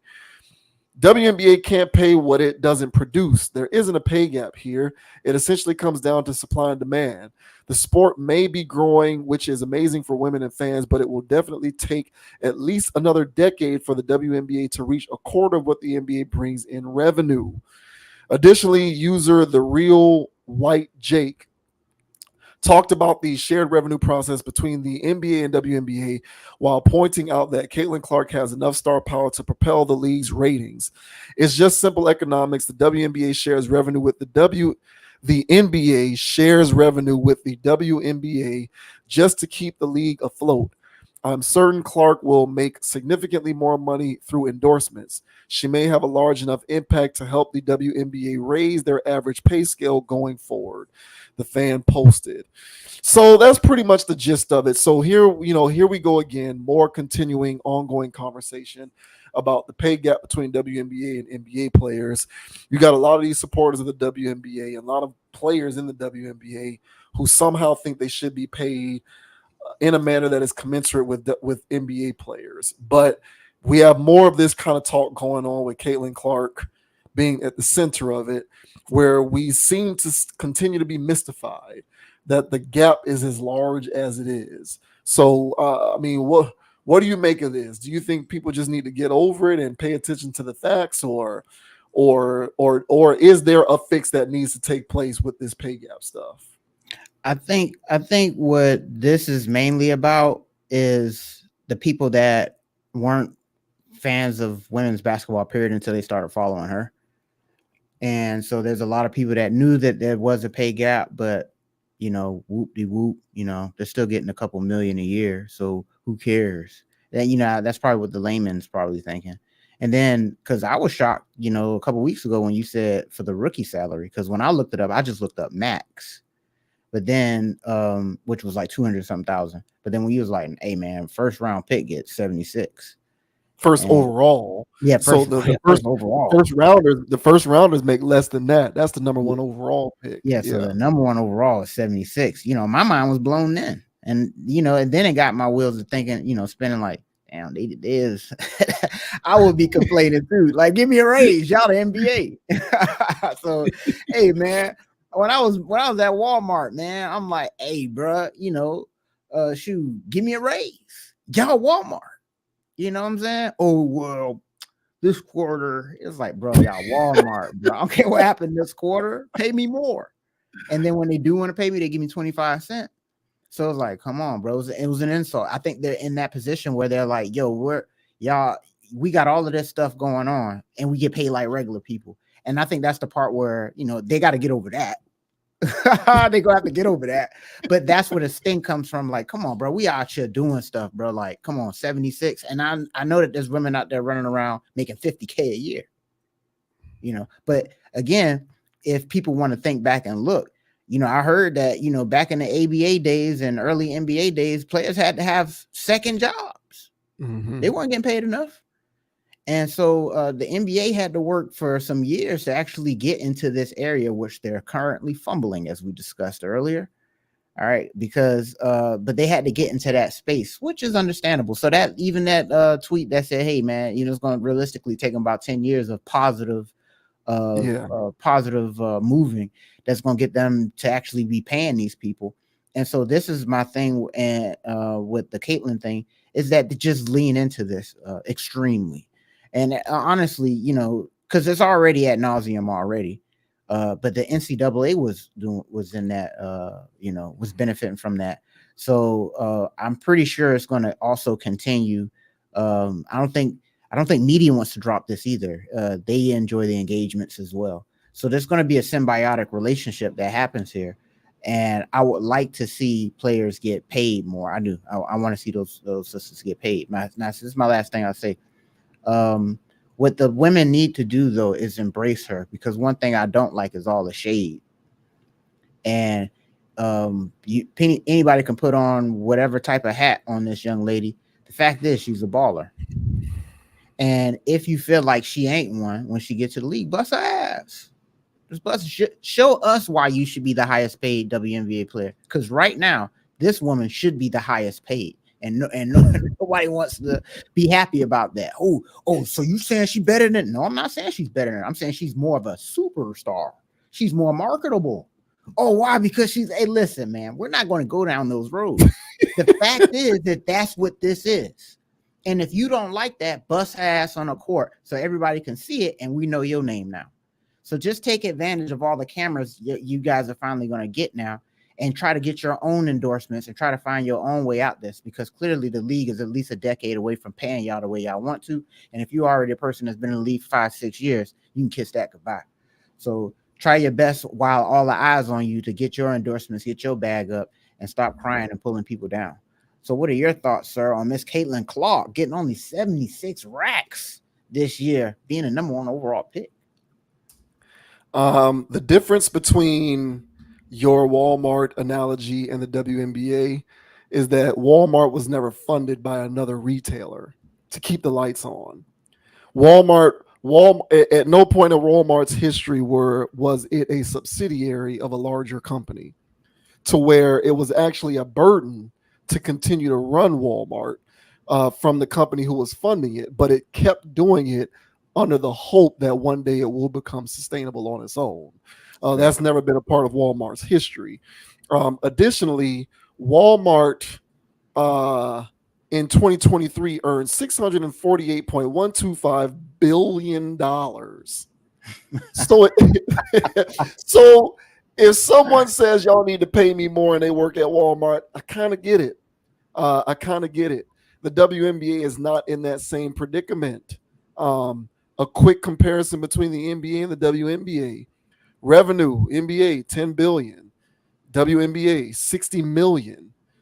Average salaries, NBA, 9.6 million. WNBA, 102,751. Ticket price, NBA, $94. WNBA, $47. Highest paid player, Steph Curry, 48 million. Highest paid WNBA player apparently is someone named Jewel Lloyd, $228,094. Average viewership, 2022 NBA Finals, 12.4 million. 2022 WNBA the entire year, 412,000. Average attendance, NBA, 17,184. WNBA, 5,679. Ratings, 2022 NBA Finals, 7.6, reaching 12.4 million people. WNBA highest rated game was the Aces versus the Storm, which had 852,000 viewers. So that's 12.4 million to 852,000. peaking at 1.1 million, which is compared to the NBA's 7.6 million, which is laughable. I mean, not 7.6 compared again to the NBA's 12.4 million. So, listen, people, however you want to slice this thing, the economics are the economics. So your best hope is that the NBA is able to capitalize off of Caitlin Clark so that it can become a greater revenue generator. That's the only thing that's going to change this. And the tweet that talked about how long that can take is 100% on the money. It's going to take a while before you even see the fruits of that labor, because first you need to get the viewers to go up. You need the tickets to go up, which creates the demand, which can therefore create an increase in ticket prices. And then you can create an increase in capacity at games because, like I said, the games really don't, the arenas don't be full at WNBA games. It's like the lower section and maybe a little bit of the lowest part of that top section, and the rest of it is empty. Okay, so then once you get that to happen, then you can get larger deals with corporate sponsors to get the corporate dollars, which increases the value of TV rights and TV contracts and media deals. That's how you get the league to become a greater revenue generator. But before players can actually, before that actually matriculates down to the players themselves, it's going to take several years. So this is a process before you can even see the fruits of that labor. And hopefully Caitlin Clark can be a catalyst to that. But the top of the article talking about capitalism, that's absolutely right. Who do you want to blame for that? Whose fault is that? Be more interested in the WNBA. I don't know. And that's my thing. Like, the crux of my argument a couple weeks ago when we talked about the big three thing was intrinsically, how do you make people want to like the WNBA more? How do you do that? Maybe it takes Caitlin Clark. Maybe it'll make, I don't know. I don't have a crystal ball. Maybe what it takes is Caitlin Clark. Maybe that will be the ultimate, catalyst. Maybe that's what'll do it. Maybe Caitlin Clark will get more people to care. But what you need to address is the greater, more existential question. How can we get people to care more? Because before you can create the higher ticket prices, before you can create the greater capacity, before you can create the demand, you have to get people to care more, to want it more. How do you fix that? Target women. Women watch more NBA, college football, NBA, and probably like Major League Baseball and hockey than WNBA. And they're women. Women who like sports follow other sports before they follow the WNBA. Throw tennis in there too. I would like to see the ratings for Wimbledon when Serena Williams was in the finals compared to a WNBA finals game. I'd be curious to know what those ratings look like. I kind of feel like the Wimbledon final rated higher. So women are supposed to be women are supposed to be supporting women and women in sports, right? How do you get more women to like the WNBA? Because right now the numbers don't reflect women following the WNBA enough. How do you get more people to care about it? That'll fix it. It's going to take and even after you solve that Rubik's Cube, it's still going to take a while. It's still going to take a while. That's how economics work. It takes a long for those things to trickle down before you actually start to feel the effects. So it is basic economics. It is basic supply and demand. It is basic capitalism. It's not even that complicated. I just read those numbers off to you. I'm not making that stuff up. So that's what the WNBA is going to have to address. And I would have thought that people like Maya Moore and Deanna Taurasi and go on down the list, Cheryl Swoops, Breanna Stewart, and who are these other people, Asia Wilson and Kelsey Plum, and going all the way back to people like Becky Hammond, Rebecca Lobo. Did I say Lisa Leslie already? Like, I know these names because I follow sports. But how many women and people in general who follow sports who don't even know that, who couldn't rattle those names off? And these were superstars. Breanna Stewart won 4. Did you know Breanna Stewart won 4 straight national championships? Was that what team was that with? With UConn. Okay. When Breanna Stewart was at UConn, she won 4 straight national championships. She was the best player and the biggest star in college basketball. Goes into the WNBA and she's just another great player who doesn't move the needle. Well, that's another thing. But that's the thing about college, women's college basketball. I couldn't get with because there was no competition. It was either a UConn run, a Tennessee run, and right now it's a South Carolina run. What's their record in Mhm. the last 3 years? Like something stupid. They only lost like 3 games. They're like 100 and something and three. And I'm like, Yeah, that's like the super stackness of what goes on in women's basketball is also what makes it unappealing at times, especially in the yeah, college realm. But yeah, no, I hear you, bro. I just think that with the competition, what she's gonna do is they're gonna have the highest ratings they've ever had ever in the WNBA this season. This first game is gonna outdo some finals games that come out this year. So people will be watching her, and I'm gonna be watching to see who mad at her. And yeah, and who gonna try to steal the ball, try to bust her ass. I want to see who's out here hooping, because guess what? You know what I'm saying? Y'all was probably hooping for real, but y'all gonna have an extra umph now that she on the court. Y'all should have been playing mhm, like that in the first place. yeah. But the And thing is, maybe they were, I because don't no, no one knows, because no one knows. I'm not saying they were. I'm just saying we don't I know know. that because none of who's watching to know. Well, this is my thing. So if she this is my thing. It's clearly within them. So they've done it before. And this is my problem with just NBA players too. Consistently be awesome.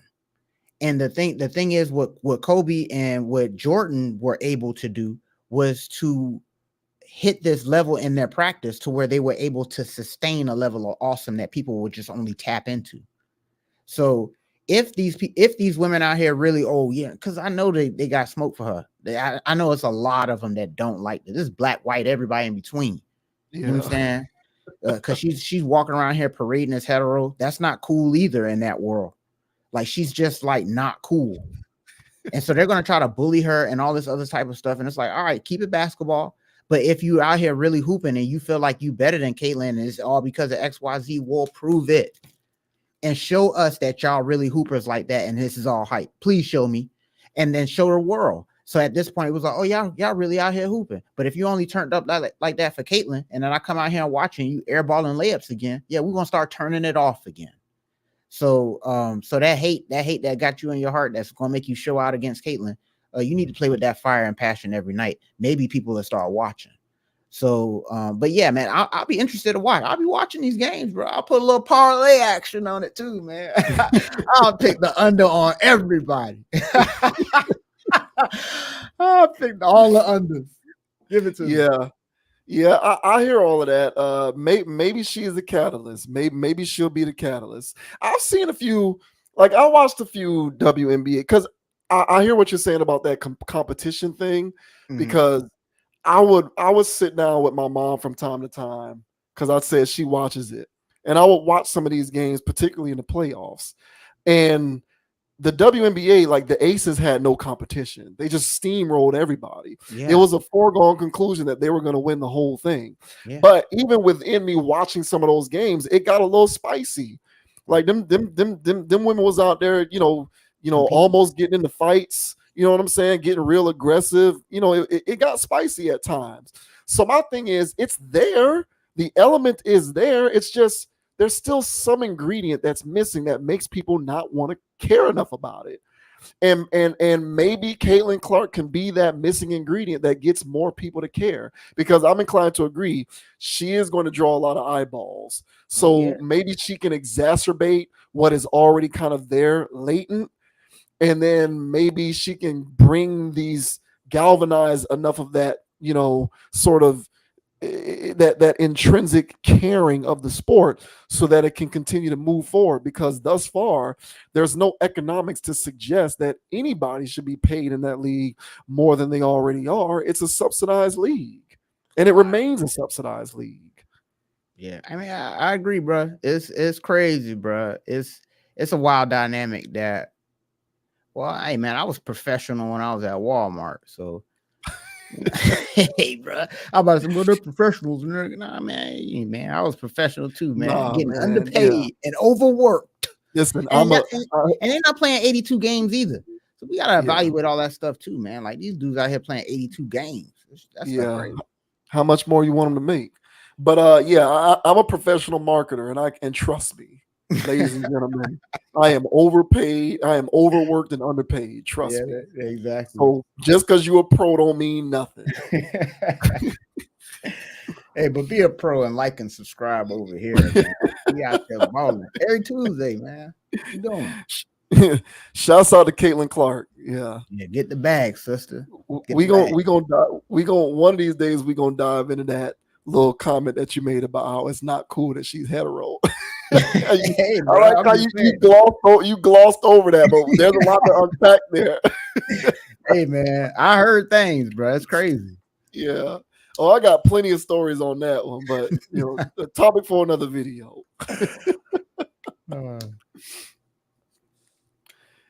And speaking of famous people going apolitical, Dwayne The Rock Johnson has basically declared that he is not endorsing any particular political candidate, and moreover that he is a proponent of non-divisiveness.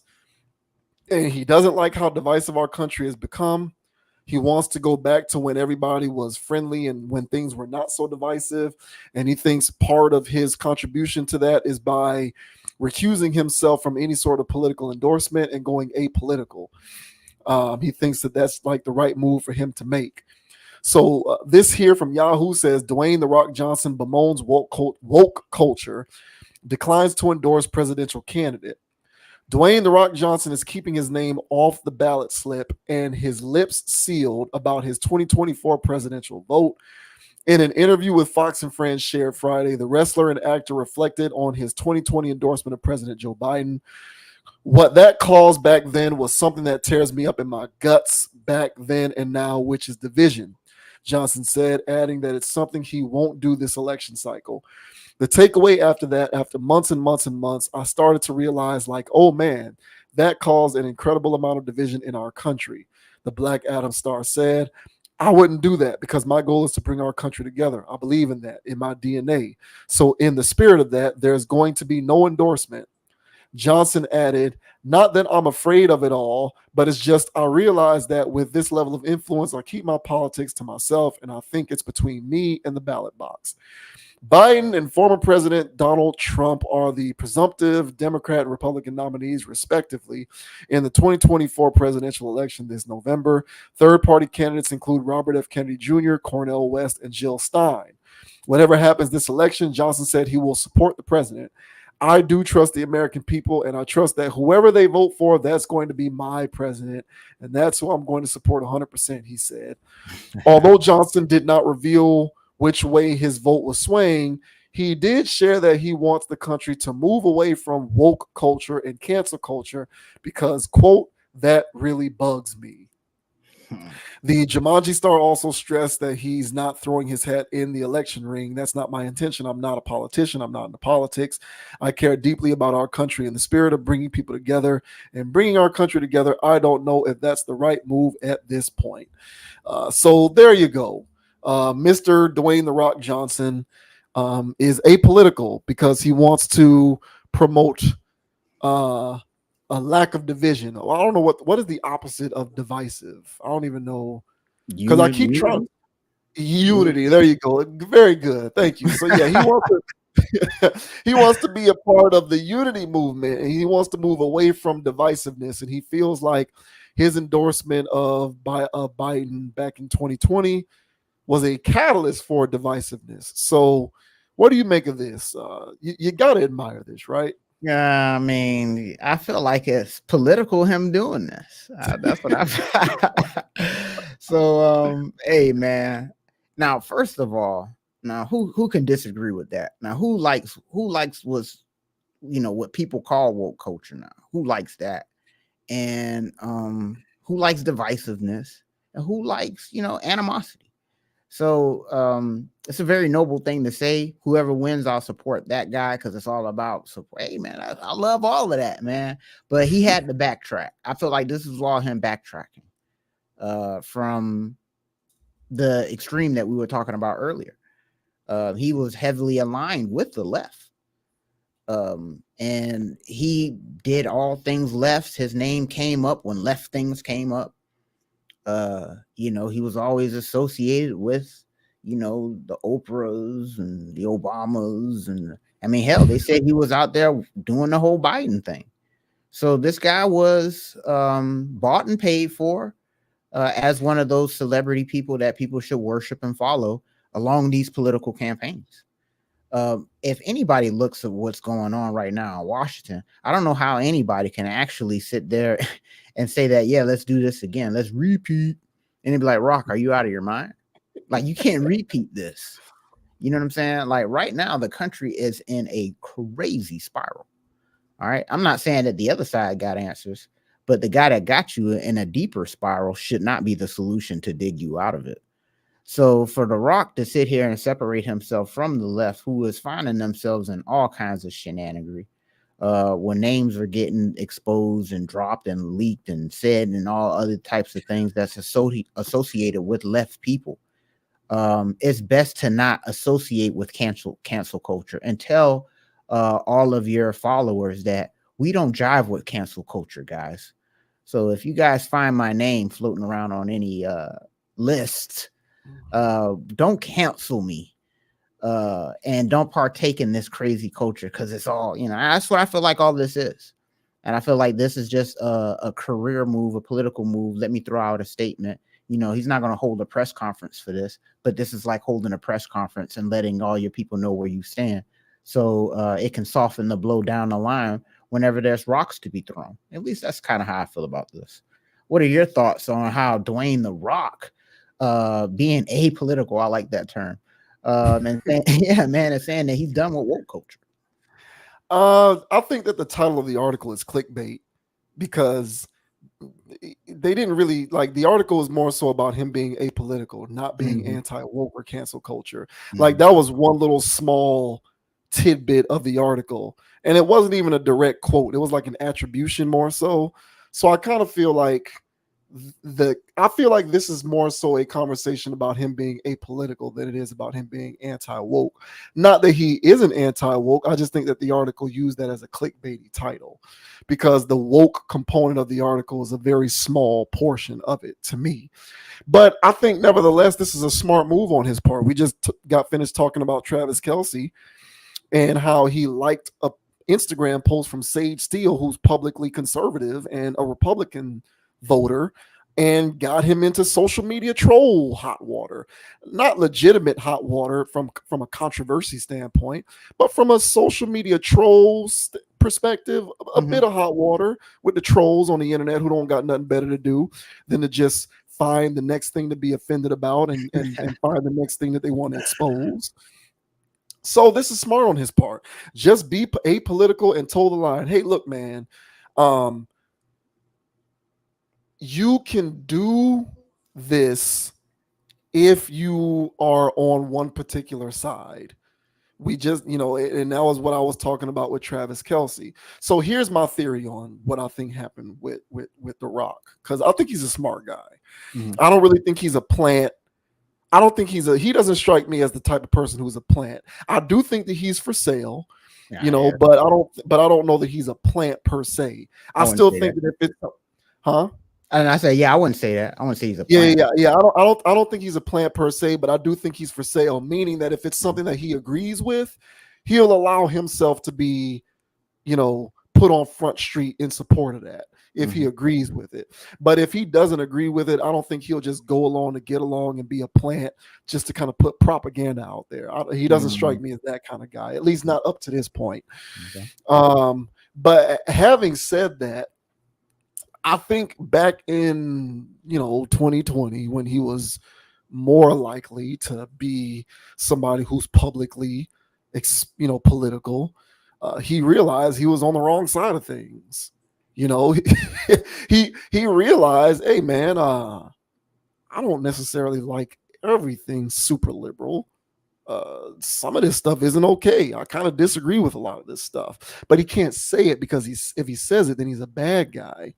So what he has to do is dial it back to the point where he's not on either side and he's just apolitical and he keeps it private and to himself.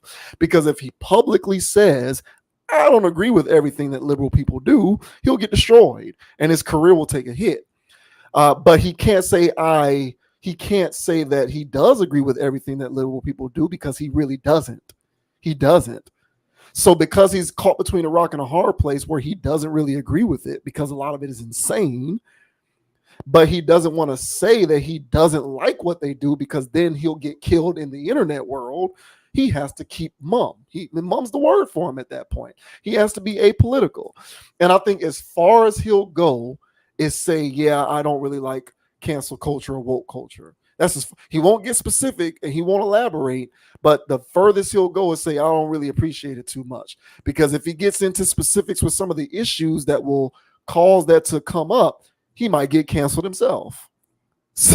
So best to just be quiet and be apolitical, because unless you're somebody like LeBron or Taylor Swift or Jay-Z, or any of these people who are just going to lean into being on the left on everything, therefore it's going to be beneficial to you because the left runs the internet.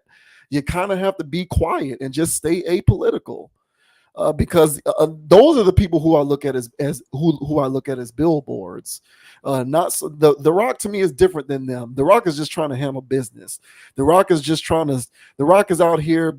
He still goes and does WWE from time to time, and he's out here starting football leagues, the USFL, and he's the chair. He's on the board with the group that runs the WWE and UFC. So the Rock is about his money and his business.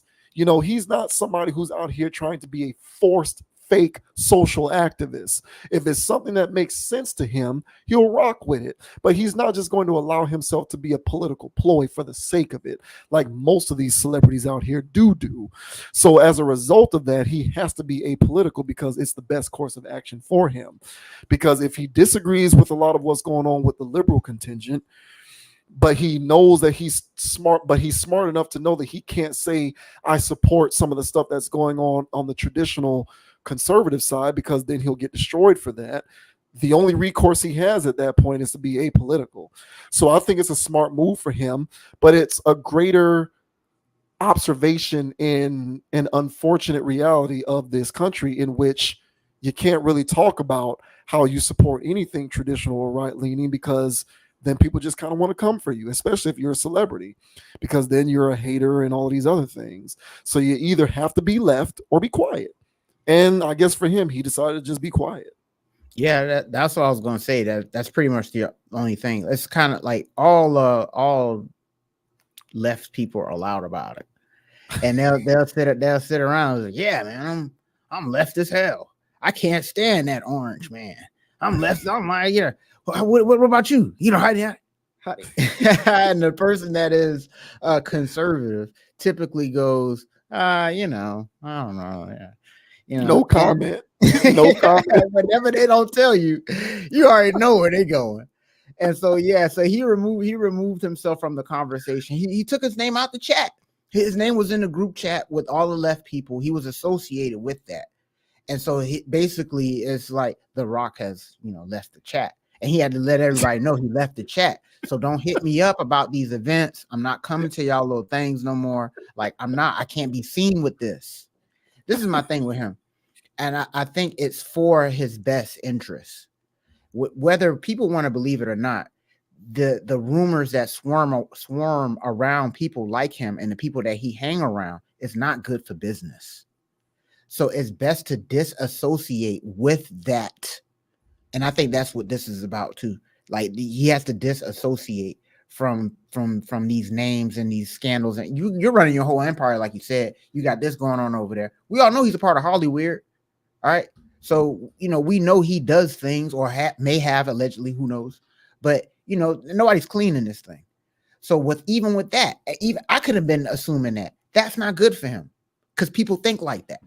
So just get away from that. Just remove yourself completely. And I think that this is a good move financially for him, a good strategic PR type thing where, he's not going to say nothing bad about Joe, nothing bad about Trump. He's going to stay ambiguous. And like he said, basically it's my business who I vote for, but whoever gets in office, I'm not going to be against them either, because we got to do this together, y'all. Great answer. Great answer. Yeah. And, honestly, the only people that's really going to be upset about that are people on the left.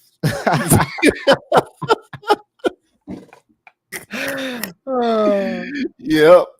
And Yeah, and man. nothing, and Yeah. nothing wrong. And by the way, let me just say this: there's nothing wrong with being on the left. By the way, you know what I'm saying? We're laughing at the extremist. Yes. We're Yes. laughing at the extremists, and Yes. I'm most likely, if you're over here watching the conscious approach, you're not an extremist. You just Yeah. don't think the other people are right, which you're entitled Right. to.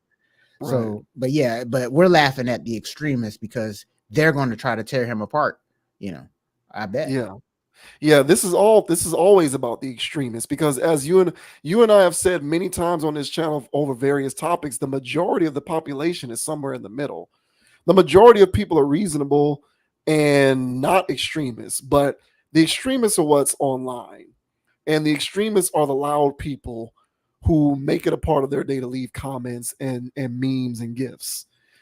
Because regular everyday people are too busy living life to have time to do that stuff. But if you spend too much time, if you spend enough time on the internet, you'll come to believe that that's the majority of the people because it's so loud and noisy.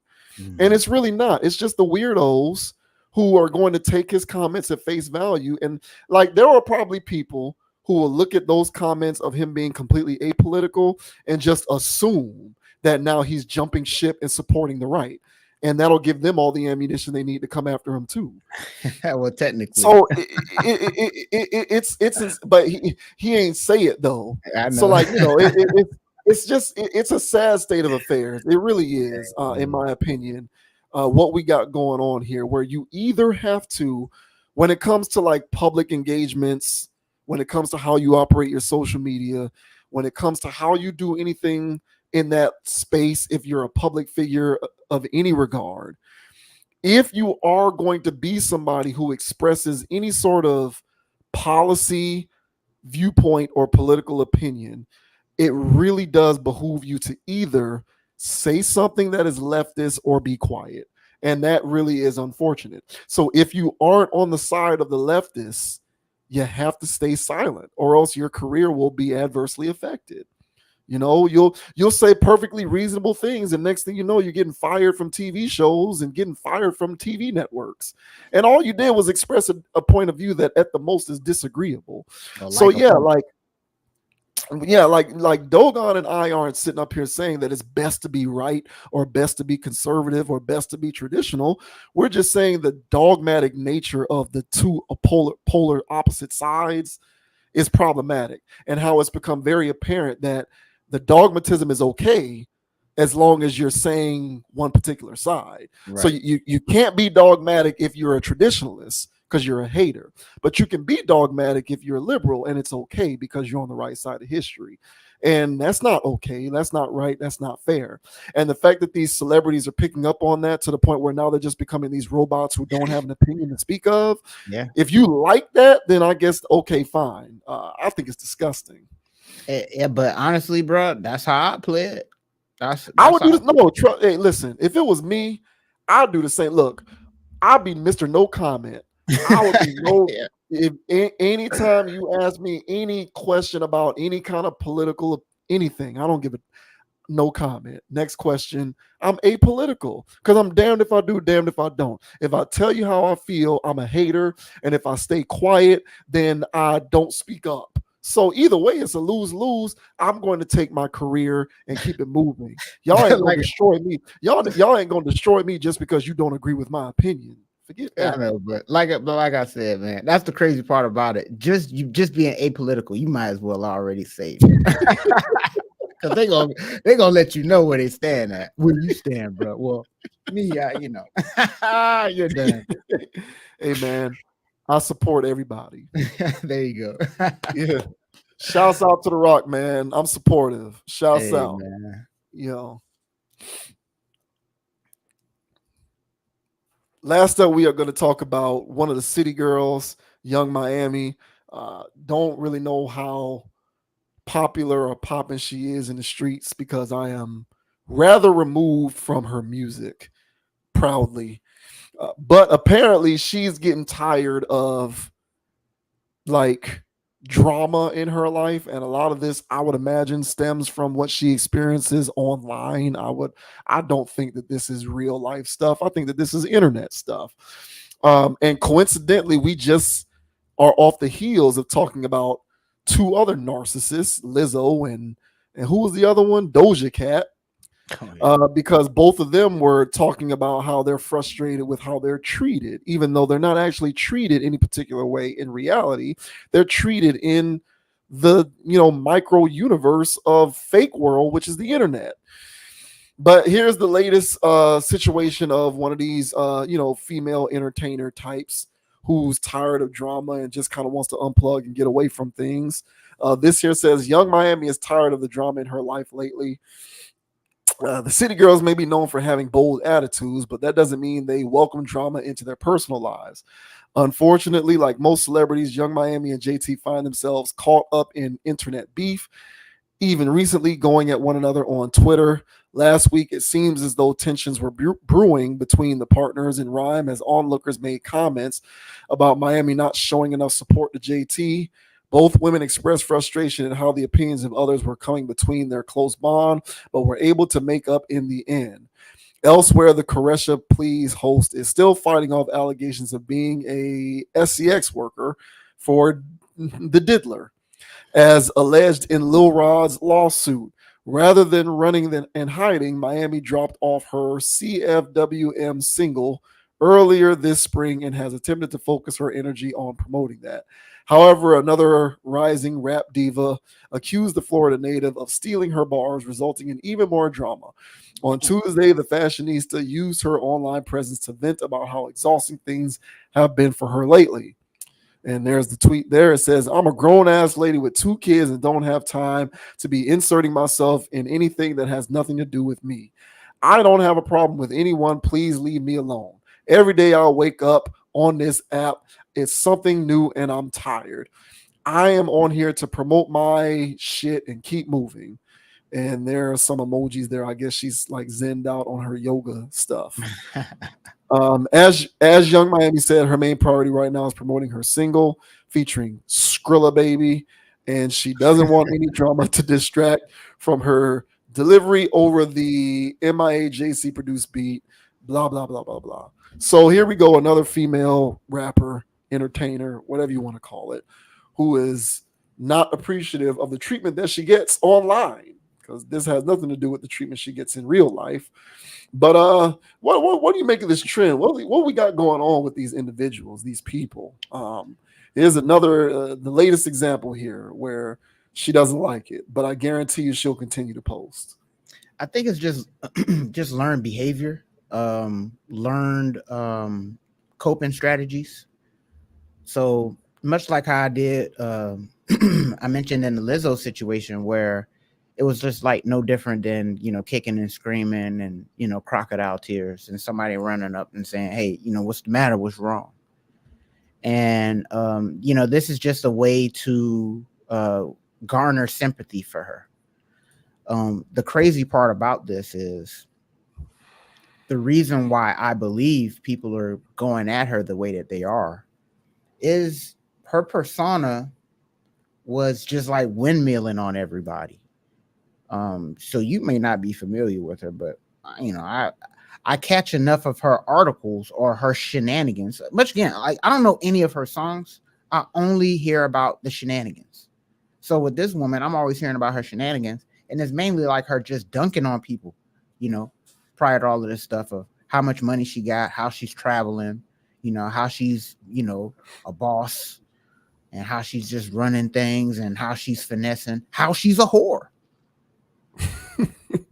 I saw a clip where she just basically said, yeah, I'm a hoe. I saw that too. Yeah. So she said she looked up she said she looked up the official definition of whore, and she realized, she was like, yeah, I'm a whore. So that isn't that don't get mad at us for that she actually said that. So that's what I'm saying. Yeah. I'm not calling her that. She said that. So when the internet is like, hey, well, you on all your songs, you basically talk about trading your vagina for financial gain. Then we hear all these crazy allegations that you were allegedly getting compensated to get urinated on. Well, this actually makes sense now. So when people started drawing these things together, her comment section ain't about how she's slaying her eyelashes or her baby hair. Now it's about, hey girl, how was it really going down in those parties? Because when she had Diddy prior to all of this stuff going down, it was a flex for her. Look who I got. This is my man. Look what I'm out here doing. I'm flying on private jets. All right. And not knowing allegedly she's transporting narcotics allegedly. So people got questions. Those are crazy allegations.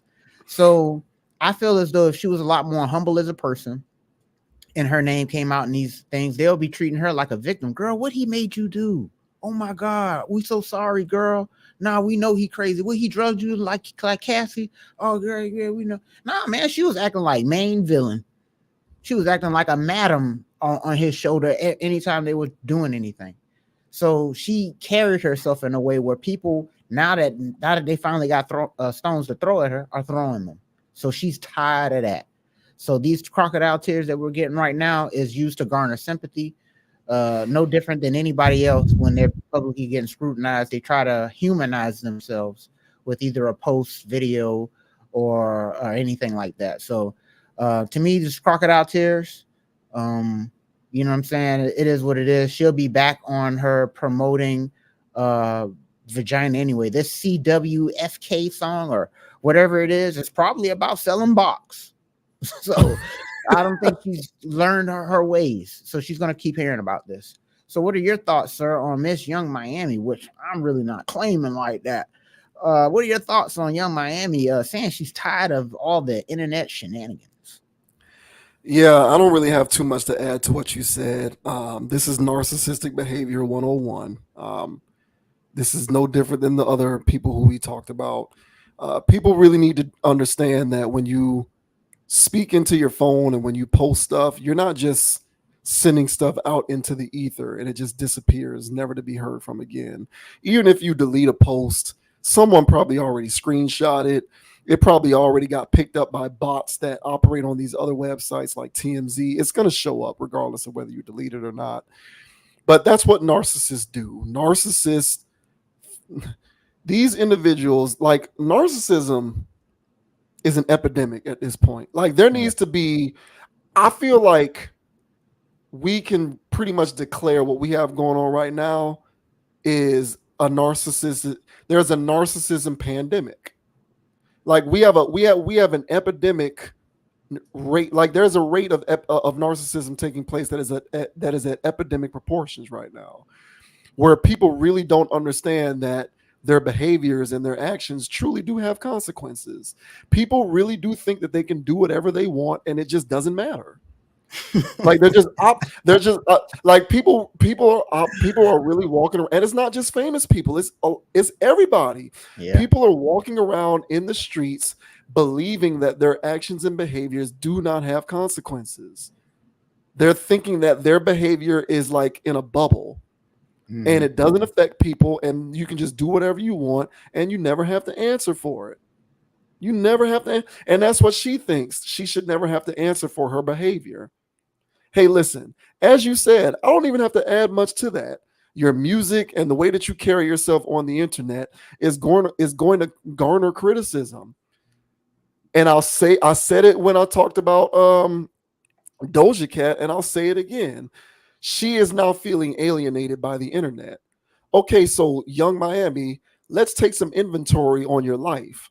What is it about the way you conduct yourself on internet that is different than the way other people conduct themselves on the internet to where they don't feel alienated the way that you do? What's the difference? I know plenty of people in the entertainment industry who have social media pages and they don't feel like they need to shut down, delete their posts, wipe it clean. They don't feel the need to do all of this. I need to step away for a month and get away. You got Megan Thee Stallion says she deleted Instagram off her phone and that the only thing that she looks at is Pinterest and TikTok. Well, why do you think that is, Megan Thee Stallion? Why do you, Megan Thee Stallion, feel as though you need to delete Instagram, but other women don't feel the same way? Is it perhaps the world and it's the world coming down against you, or is it how you conduct yourself? And here's my central point. If you want to conduct yourself that way, Go for it. It's a free country, but be accountable. Mhm. When the chickens come home to roost, don't project it onto the world and blame the world for your problems. Yep. Embrace it. It is what it is. Just embrace it. So, Mhm. it's people like what's an example? Like you have people like Andrew Tate. Agree, disagree, he's the same person every time. And he's going to lean into his abrasiveness. You don't like the stuff that he has to say. He knows you don't like the stuff that he has to say, but he believes in it. He's going to say it anyway. And when people criticize him for it, he's not going to cry me a river because he knows that his behavior and his antics are going to garner that kind of criticism. If it really got to him, he would stop because he understands accountability. Right or wrong, fair or unfair, you can disagree with what he has to say all you want. I'm not saying that he says the right stuff all the time, but at the end of the day, he's an accountable individual. He leans into his abrasiveness, and if he really had a problem with it, he'd stop. These other people don't understand this because they are narcissists and they don't understand accountability. So like at some point we're going to have to reckon with this. Maybe it won't happen today, maybe it won't happen tomorrow, but the problem with this stuff is people like her have been rewarded for so long for their toxic behavior that they Mhm. don't understand the notion of consequences. They don't get it. They've been rewarded for everything they've ever done. Anytime she's ever made one of her goofy songs talking about literally being a hoe on her music, talking about tricking, talking about only wanting men for how rich they are, only wanting a bag, or how she parades on Instagram, TikTok, Twitter, whatever, exerting her superiority over people because of how rich she is and how she don't give a damn and how she'll treat people to her. Human beings are basically individuals that are like used at her disposal. Exactly. And it doesn't matter whether she is putting on a front for the internet and in her private life, she's really not like that. It doesn't matter. That's what you put out there. Exactly. So you have to pay the price for that. There are concessions that need to be made. If you're unwilling to make those concessions, switch up your energy, but don't blame Exactly. the world for what's going to come. That's par for the course. How many of these people in celebrity world have social media profiles and they conduct themselves differently and they don't feel like they got to delete Instagram and erase all of their Meek Mill's the same. Meek Mill does Boy. the same thing. I feel like it's a countdown every other year to when Meek Mill is going to scrub his Instagram and delete all of his posts. How He about needs you to do it stop now. being Yeah, how about you stop being a toxic person? And we'll see. How about we start there, bro? Mm-hmm. So, I'm over these, or I'm not over these people because I'm gonna keep talking about them because it's content for the channel. But at the end of the day, like, get out of here. You want to talk about how everything is negative? You're the negative person. You're the one Exactly. who's inviting the negativity. Your Like mu- your your music is negative. How you carry yourself public is negative. Your statements publicly are negative. You're a negative person. Just because you got money don't mean your negativity is redeeming. It's still a non-redeemable quality. It mm-hmm. just so happens that we live in a weird society where negative toxic behavior is rewarded. That doesn't make you any more of a redeemable person. It just means that you're a despicable individual with a lot of money. And we know very well that money knows no level of despicability. It doesn't differ. There's no money doesn't discriminate. There's been plenty of despicable people who've been rich and got into a bag. So Mm-hmm. what? And the last thing that I'll say, you made this comment before, she's another one where you can add her to the list of people who probably find it difficult to sleep at night because she doesn't even like who she is, probably. She doesn't. She's this bastardized amalgamation of money and hip hop. She doesn't even know who she is as a real person at this point, probably. She doesn't know herself, probably hates herself. All she knows is, let me put on this show for the people. And then I'm going to complain about the people's reaction to the show I just gave them. Makes absolutely no sense whatsoever. And the response is, they just hate me for being me. And narcissism 101. That was like they promoted that line of thinking when we were growing up, to just be you. And it wasn't community stuff at all. And if something happens, it was people that didn't understand you. They just didn't understand you. That's all. They just didn't understand you. That's all. And then when somebody lives in that echo chamber long enough, they come out a full blown narcissist. And then they become a grown adult saying they're not accepting me for who I am. I'm just being me, y'all. And I made it this far being me. No, you made it this far attending parties. And so you didn't make it because you're talented, and so but they get up there and they think they're on top of the world. It's crazy for her, because I'm pretty sure when she got up there, she was like, man, I'm finally up here. Like, I'm going to the parties, I'm meeting the people, I'm doing the things, like I am better than everybody else. And she just got there and the world collapsed immediately. And so now it's like, yeah, girl, you back to reality. And people look at you like crazy now. And so as crazy as her rep was for people that aren't into this world, because it's not like we had her at a high regard. It's people that's in that world looking at her crazy now, because, all right, girl, we about some freaky stuff, but we ain't doing that. So yeah, man. So she put herself in a wild boat. So yeah, bro, you said it well said, man.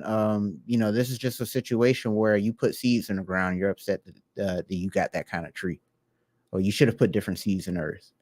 So best of luck to you, Miss Young Miami, man. We need some better people repping the crib. How about us over here at the Conscious Approach? How about that? Yeah, the complaining and the whining and the world is against me. Like I'm just over it. Like, if the world was really that tough on people in the public eye, then every celebrity, every famous person, all of them would be sitting up here crying about social media. But it's only the select few who sit here crying about this stuff. And if there's anything that any of these individuals have in common, they're all either trolls or they propagate toxic behavior. Some of them do both. Yep. And I don't want to hear this ridiculous justification or substantiation, oh, let me be me. Because essentially what you're copping to is to be you is to be despicable. Basically. To be you is to be inherently toxic. Basically. I'm not with it. It's just annoying. Stop crying. Deal with the fact that you're despicable and collect your millions of dollars and move on. Stop crying about how you want the world to be more, embracing of your behavior. Just deal with the fact that this is who you are. Lean into it. At least I can have respect for that. But stop talking about how it's the world's problem when it's really a you problem. With all of these situations, it's a you problem. Yep. Even with my stuff, it's always been a me problem. It ain't the world, it's a me problem. Anybody out here, like, stop it. Like, but I mean, narcs do not have the ability to understand this. They just don't. It's like there's it's a mechanism in their brain that literally doesn't work. Mm-hmm. And I think it's an epidemic. I really do. I think that we need to vaccinate for narcissism. we need a narcissism vaccine. Hey, that's how bad it is. That's how bad it is. We'll get Travis Kelce to be like, you can get your narc one. You get your narc one and get your whatever else. Yeah. Endorse that, Kelce. That's what we need. We need for real. We need a jab for narcissism. That's what we need, because it is out of control. It is out of control the way people just don't understand that they are the source of their own problems. It's completely out of control. But yeah, be that as it may, shouts out to Young Miami for the content. I hope you figure it out, Miss Lady. But with that out of the way, we are going to go ahead and close things out. JV Wins, Dogon SS, another Conscious Approach stream is in the books. Go ahead and hit that like button, hit the subscribe button. We certainly appreciate it. Conscious Approach is on Instagram at Con Approach, CONAPPROACH, as well as me on Instagram, JV Wins, JVWINS. Be on the lookout for the audio feed wherever you get your podcasts. We upload these RSS files.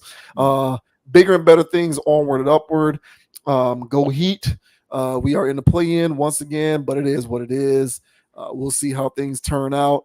Otherwise, I hope everyone has a safe, productive, wonderful week. And please understand that you are the source of your problems. It is not the world's fault. So please take some inventory, get a good look in the mirror, and wake up for a bigger and better and brighter day. Yeah. And the name is Dogon SS. And you can find me on Instagram at Dogon_SS and on YouTube at Dogon SS. Also on TikTok, Dogon_SS over there as well. And as I say on every pod, guys, don't be too high, don't be too low. Keep it calm, keep it chill, keep it player. And don't let anybody get you off your pivot. So until the next time, my peeps, we'll catch y'all on the flip side. Skirt.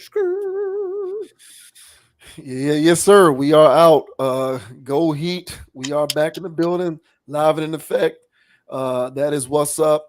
Until next time, we'll holler at you on the next video. Yo. Peace, baby. Peace. Let go.